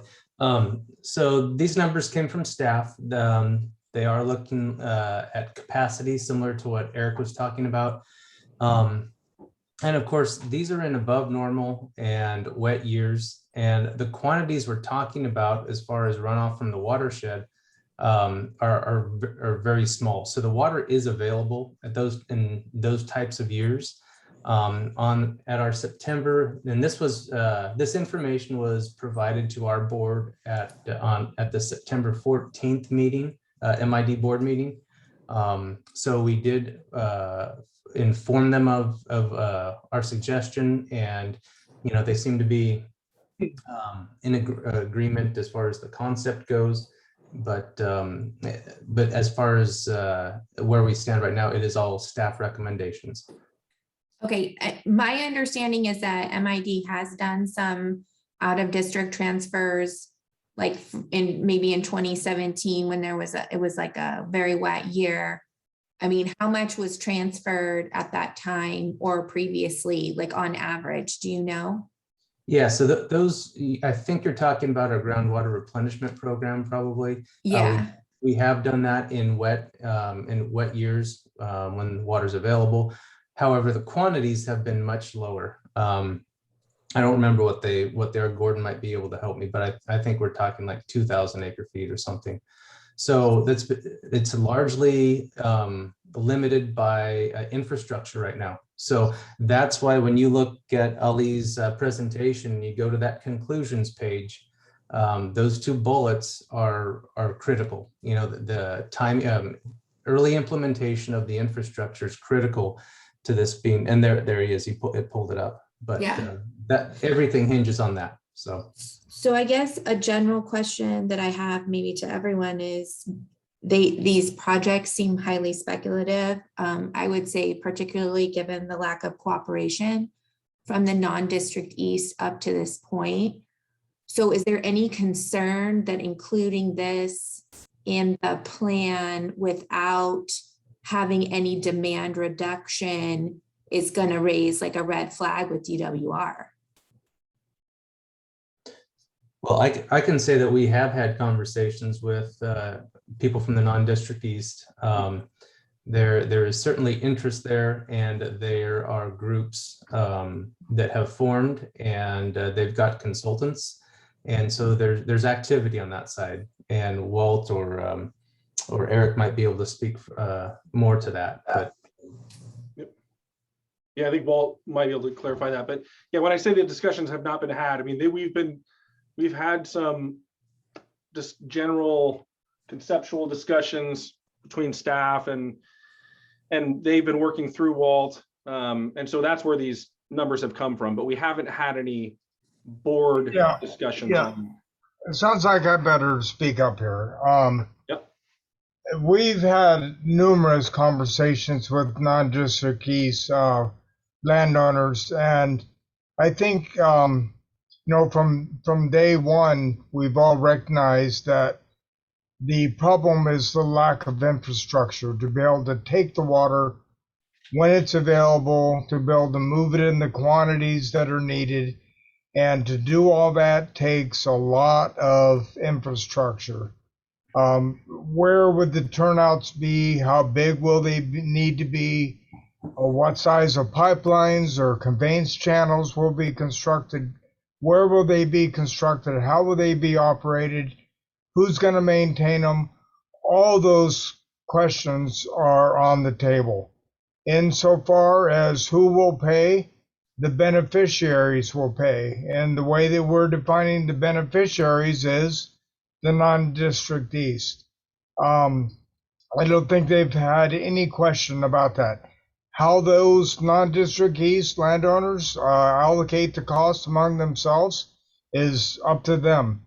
But insofar as the implementation of the GSP and the non-district east, the whole question is year type and infrastructure. And so we were looking to use the model, especially in the way that Ali explained, by relative difference, right? You run one scenario and you run another, you subtract the two, and you begin to tease out what really makes a difference. And what we're finding is if we can, in fact, can build and operate the infrastructure that's needed on the east side, and these volumes of water are available on some, probabilistic, frequency, we can make this work. And the reality of it is going to be exhibited in real time. And what I mean by that is once these projects get built, once they begin to deliver surface water, once we begin to see that the farmers have diminished or turned off their pumping, once we begin to measure and see the response of the aquifer over time, once we understand the volume of surface water that's being delivered in lieu of the groundwater pumping, all these will come about over time through the monitoring and reporting program. And it will be a variable in space, it will be a variable in time, and it's called implementation, and it's called real-time management, and we do it year in and year out from here on, and that's the concept. A lot of details, all the engineering, all the nuts and bolts of how you do it are yet to be worked out. But if in fact the modeling as we understand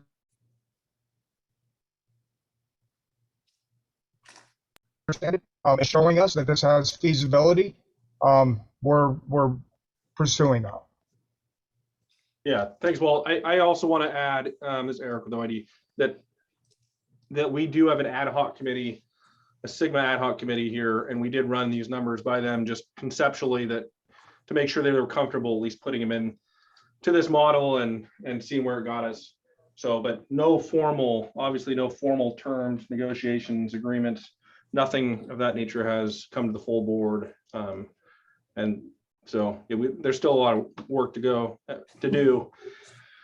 But there, Right. but there has been some discussions, definitely. Okay, yeah, I guess my skepticism comes in because, I mean, I remember Walt having conversations with the non-district East people a long time ago, just trying to get data from them. And now you're trying to get tens of millions of dollars to put infrastructure in and to pay for water. And I guess that's just kind of where my skepticism comes in. If they weren't willing to even provide the GSA with data, how likely is it that they're actually going to follow through with these projects? I guess with that in mind, I'm just also wondering, are you going to include specific management actions in the plan in the event that these projects are not showing progress or being implemented in a timely fashion? Or are you just going to say a general statement that management actions will be taken if they're not implemented? The former. Hi, it's Phyllis again. So I want to weigh in on this right away. So the plan will absolutely have to have some backstops.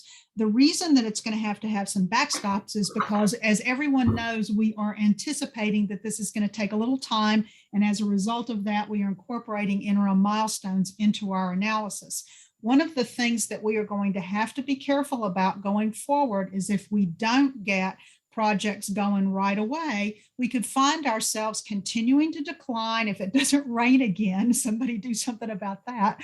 But you know, if we continue to see these water level declines, then we could get ourselves into a position where we're actually seeing undesirable results prior to getting things together. So there will absolutely have to be a backstop in the plan to allow the GSAs to move quickly if needed. There is going to have to be a demand reduction management action. We don't have the wording of that down quite yet, but the anticipation is that there will be a bolstering, sort of a little bit of belt and suspenders type approach to the plan. And it's going to be needed mostly because we're continuing to decline now.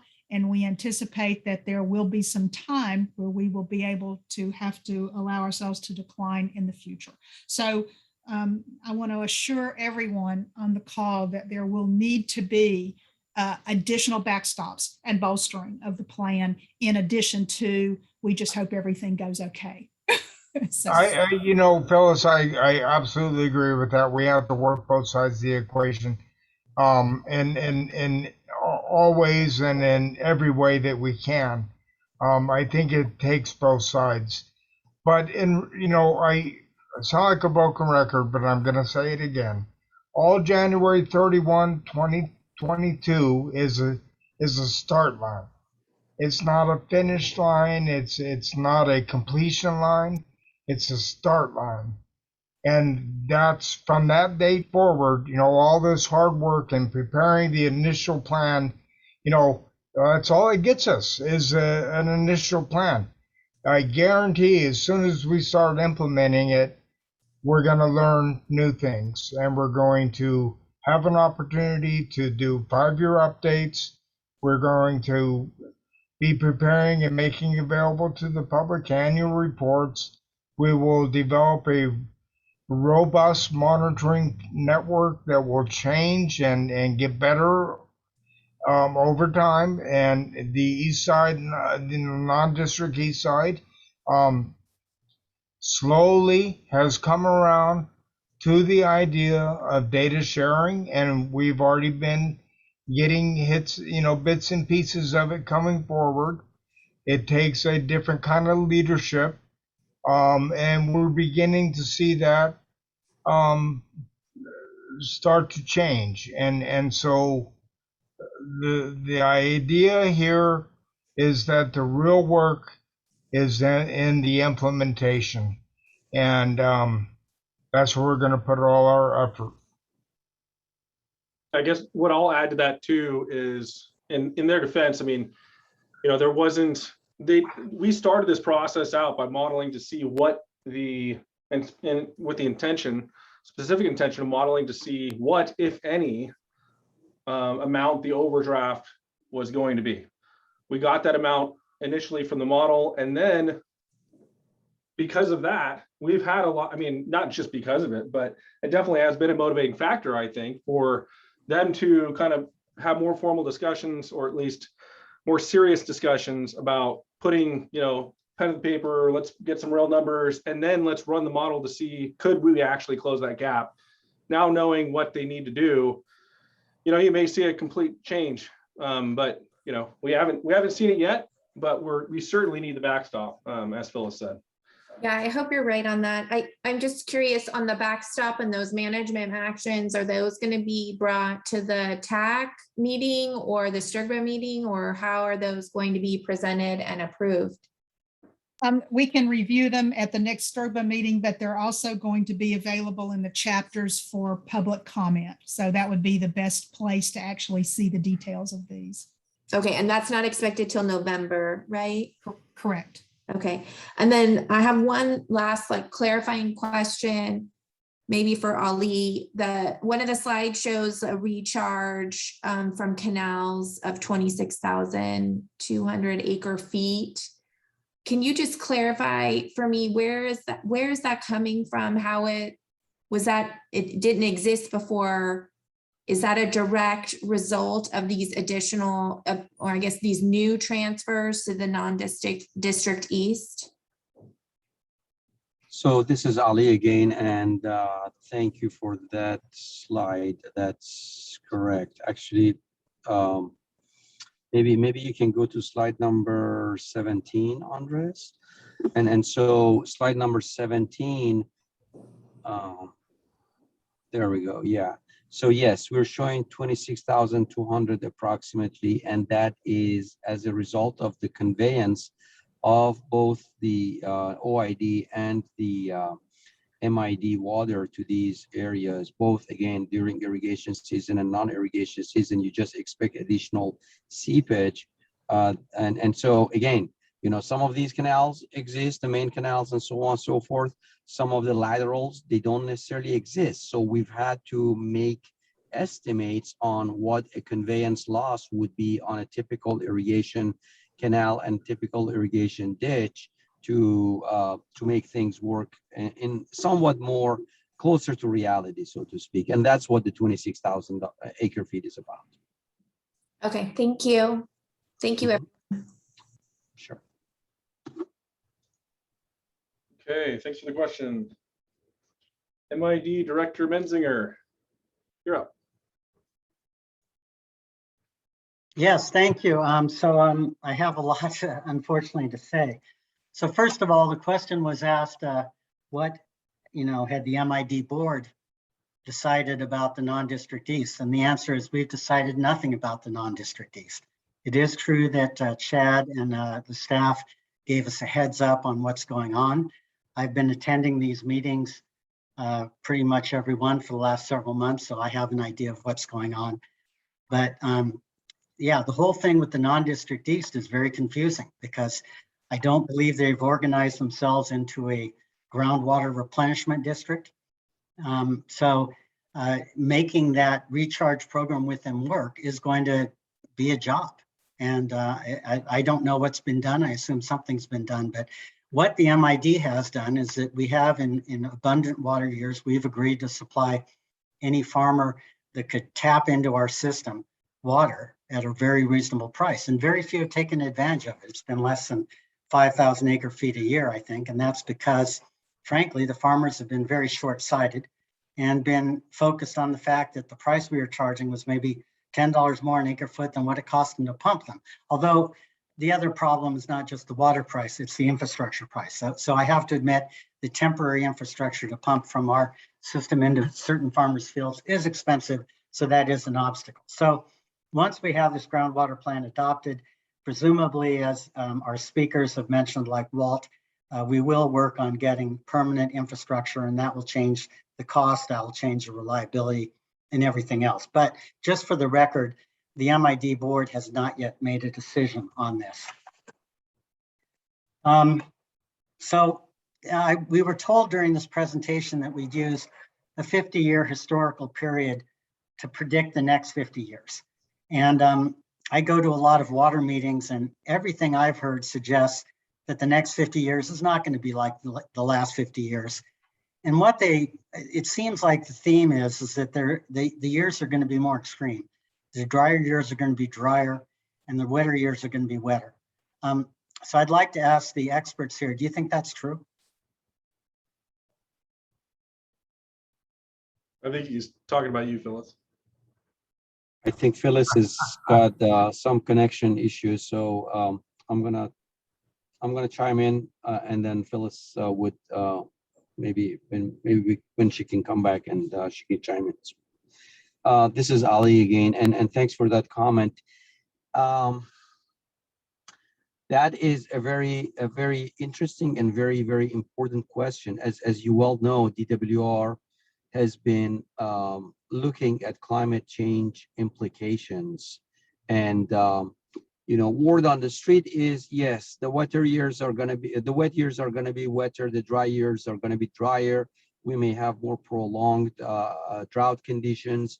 I think to that extent, well, the jury is still out on any of that from my perspective. The fact that climate change is imminent, there's no doubt about it, but all of the implications there are various scenarios as to what can potentially happen in the future. And so given that we are in a snowpack watershed between both Stanislaus and Tuolumne, the timing of the precipitation, the timing of the snowfall with respect to actual rainfall will most likely change. That is true. Whether or not the reservoirs and the operation of the reservoirs would adapt themselves to those changes in the timing, those all remain to be seen.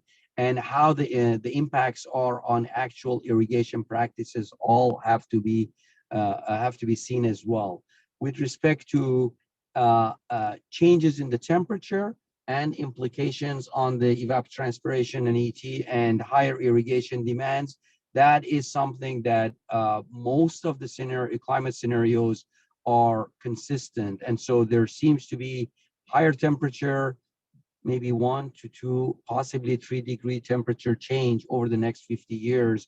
And so that is going to significantly increase the irrigation demand. But on the precipitation side, the jury is still out. And so there's various opinions out there. Like I said, we have evaluated the climate change implications, at least one scenarios for this particular basin here. And we see that, and we're going to be basically showing the results of those climate change implications on both the baseline as well as the scenario 2. And those are all going to be documented. I believe we've presented the impacts on the baseline, but I don't think we've presented it on scenario 2 yet. Okay, so that was one point.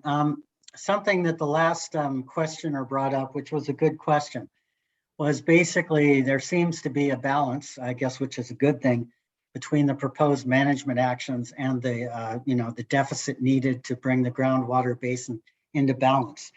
I would support and echo what other people have said, in that implementing all these projects is going to take time, and we're not sure that they're all going to go smoothly. So I would argue that it is in our interest to have other projects in reserve.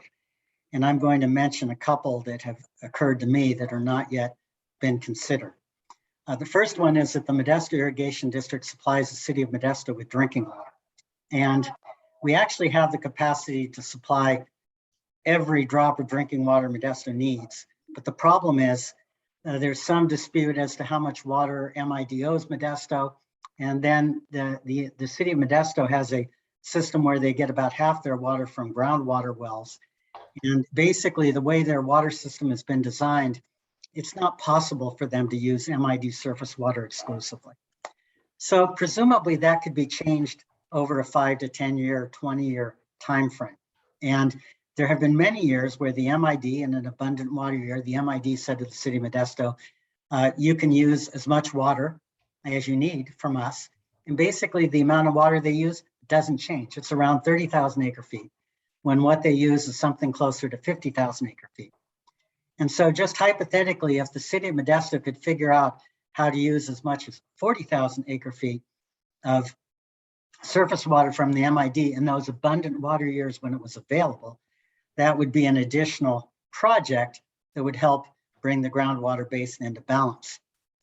Likewise, on the agricultural side, there are years where water is running high in the river. In other words, we're basically not able to capture all the runoff in Don Pedro, so we have to release more water than is needed in the river. And when I say more water than is needed, possibly even flooding the river. And in some of those years, it may only be 1 or 2 years out of 10, you could actually flood the entire MID area with water using the irrigation system and flood irrigation. And there might be practical difficulties like waterlogged orchards and this and that and the other, but it's something that certainly could be considered. So that is something that I think that we should put on the list and look into. Any comments on that from the experts? I think this is Ali again, if I may chime in on this. The DWR has been looking at opportunities for what they call flood MAR, that is managed aquifer recharge using flood events and flood water. And I think what you're proposing, John, is a very similar type of concept to be able to use flood water during wet years and years that there's excess water and flood various fields where percolation and the soil conditions allow, and also the cropping patterns and the crops don't necessarily get waterlogged or impacted. And that is something that DWR has been working on, at least in the Merced area, as a pilot project. I know that they are talking to folks on the Tuolumne River. I think they're talking to TID, but that is a great opportunity to also capture on that approach and look at that opportunity as well. Hey, Ali, this is Walt. Don't we also have for this basin the Daniel Montjoy tool? I forget the name of it. The GRAT tool. Yeah, right. I think, like I said, I'm not quite sure where I know they're talking about Tuolumne River, but I know they're talking to TID and the East Side folks. I am not quite certain. Looks like there's not quite a connection yet within this basin, but there's definitely that opportunity to look at that as well. Yes. No, we can pursue that. Yeah. So, and I would also, my next comment, I'm afraid I have several, is that some of the projects you talk about Tuolumne River flood mitigation, and you have a map, which is kind of strange in that the shaded areas where the Tuolumne River flood mitigations is happening may be great for groundwater recharge, but they don't happen to be along the Tuolumne. And likewise, there's the Dry Creek flood mitigation, and it appears that those areas are closer to the Tuolumne than they are to Dry Creek. Maybe they're between Dry Creek and Tuolumne. So yeah, so I guess the point is, I would just like to say, I think you need to have a better explanation of how those projects are going to work. In other words, how is the water going to be diverted? What's going to be the conveyance structure? What's going to be the recharge system? Because right now it's not obvious. So any comments? Walt, do you have any thoughts on how these parcels were identified? I think that the Dry Creek flood mitigation project is coming out of the county's public works, and there'll be a final report, I think, delivered in the next 6 months. So we'll have more detail. I think, though, what we're seeing here is more concept rather than the hard numbers, and using the model to at least evaluate at a feasibility level whether or not these types of projects at the scale we're talking about are worth pursuing. And what they're showing so far is yes, they are. And so now, John, we've got to get to the details of the where, when, what, how much, and all those things. And the funding and the O&M and, you know, the ownership and all that. And so at this point, it's more of a methodology that allows us to, you know, whether or not these are dead-end projects and not worth pursuing, or that they do have feasibility. And that's about all I can add at this point. Okay, those are good points, Walt. Sorry. Oh, I was just No, I was gonna say similar to what Eric said earlier also. I mean, these are, yes, at the concept level right now, but for the most part, there needs to be a whole lot more fleshing out of the details of what parcels we're talking about, what level of participation they're gonna be on the landowner side, and so on and so forth. And again, these are high level concepts that the concept works. Where exactly the parcels are gonna be are yet to be determined. Yeah. Yeah, and I actually brought this up when Dominic was showing us the draft of this.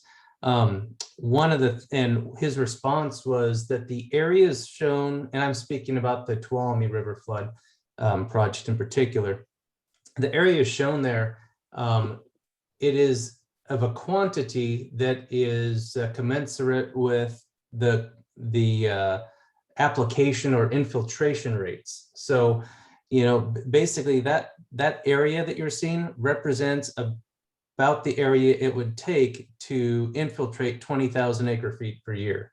You know, with making certain soil infiltration rate assumptions. So, John, you're right. That could be it may not be right at those locations shown, but this project could be applied, you know, anywhere along an MID canal, really. Okay, so what we're learning about this is that basically this is it's a somewhat speculative project. It appears that from Walt's timeframe that you're not going to have very much information about it for the final groundwater plan. And that just underlines the need. So right now with this project, you've got a rough balance in the basin at the end of the 20-year period, presumably. But without this project, if either of these projects don't work out, then you're beginning to dig a hole, particularly if the Tuolumne one appears to be a bigger one. So this just underlines the fact that we need to come up with more proposed projects. In other words, we should have maybe an extra 50% of projects to get the basin into balance, just so we're confident that if some of them don't work out, we're still going to be where we need to be. Comments? And you chew a little bit on the demand side. I think we said we have to work this equation from both sides. It's not all going to be on the supply. It's got to be also on the demand. Yeah, Okay, or at least be prepared to do so. Okay, I'm gonna vigorously disagree with you on that. The fact is that cutting off supply basically means putting farmers out of business or making them transform from permanent crops to annual crops. And maybe that will be necessary. And if it's necessary, so be it. But I don't think it should be our default alternative. So I think the better alternative, if we can come up with it, and we may not be able to come up with it, but if we can come up with it, the better alternative is to have more projects so we make sure that we can keep the groundwater basin in balance, and we can give these folks in the non-district east, if they can agree to pay for the infrastructure and do the things they need to do and to pay for the water, we ought to give them a chance to stay in business the way they are. That's just my personal view at the moment. Well, I think we share the same perspective, Director Menzinger. This is a way to get there. It's not an all-encompassing list, but it's a list that we were able to flush out, and it's a way to get the basin in balance. Yeah. Like you said earlier, you can provide the water, but if they don't take it, then at a certain point, we're going to get too far behind, and we got to meet the goal of sustainability to keep the state out of our business. But I think we all generally agree with you that the best approach is to get projects done.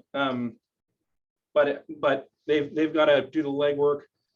They've got to do some legwork, and they've got to come up with the costs. Unless that's generally what I've been told by our board is that we're generally not gonna fund their project to save them. They've gotta, you know, come to the table and do the work. So anyhow, yeah, but thank you for that. Yeah, so I think that, again, my strong recommendation is to come up with more projects, and I just gave you a couple for your consideration. And finally, this is kind of a minor note. You know, we're looking at the historical impact of the groundwater on the rivers, and historically, it looks like the groundwater has generally been contributing to the rivers. And of course, again, the point I made at the beginning of my comments was the world we live in is probably not going to be historical. Put another way, if we did nothing, and the effects on the rivers might change simply because the flows on the rivers would change because of climate change and the way the climate is changing. But anyway, I appreciate your answers. I appreciate what you're doing. I appreciate the complexity of this plan. And anyway, so it's all very interesting, and thank you, and I am done talking. Thank you very much for your input. John Davids. Sorry for the wait, John. Yeah, hey, can everybody hear me? Yep. All right, good. I hate to be the guy who stands between adjourning this meeting, but I think I'd offer a few comments. One, I think it's been a really good discussion today. I think what I fall back on as I've listened to, you know, folks talk about the backstop and, you know, the Director Mensinger's comments about more projects. I guess what I would underscore is that, you know, this is really just the starting line. This isn't the finish line. And I think the key at this point is to get started. And I guess I would, you know, commend the GSA staff and the consultant team. I personally have always believed that we can solve local problems with the local resources that we have within this basin. I think the modeling has demonstrated that, and so I'm glad that actually is materializing into something that's that is possible. I think the annual reports are going to be the key for us as we move forward. I think we're going to, again, consistent with my previous comments about this is the starting line, not the finishing line. I think we're going to use we should use the annual reports as a check card of our progress and what has been successful, what's working, what is not working. What additional projects do we need to bring to the mix to, you know, backstop projects that may or may not be getting done? So I'm encouraged by the work that has been done to date, and the fact that, again, I think we can solve local problems with local resources. And frankly, at this point, I think it's time to roll up sleeves and get to work. I mean, this is what we're, you know, I think folks in the basin are committed to doing. So it's time to get that done. So anyway, my hat's off to the consultant team and the GSA members. I think you guys have done good work getting to this point, and I'm excited to see what the future holds. I agree. Thank you very much, John. Okay, any other comments, questions on this presentation?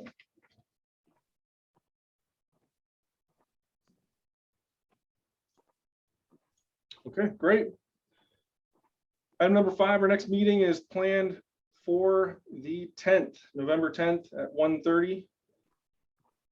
And so I will take any comments, questions on that from the member agencies first. Okay, from the public. Seeing none, we will move the last item, which is just item number 6. Are there any items too late for the agenda? And if not, I will entertain a motion to adjourn. For a motion. Thank you, Renfro. All second. I'll second. Thank you. All those in favor signify by saying aye. Aye. Aye. Aye. Any opposed? Meeting adjourned. Thank you very much, everybody. Bye, everybody. Appreciate the participation. Thank you, Eric.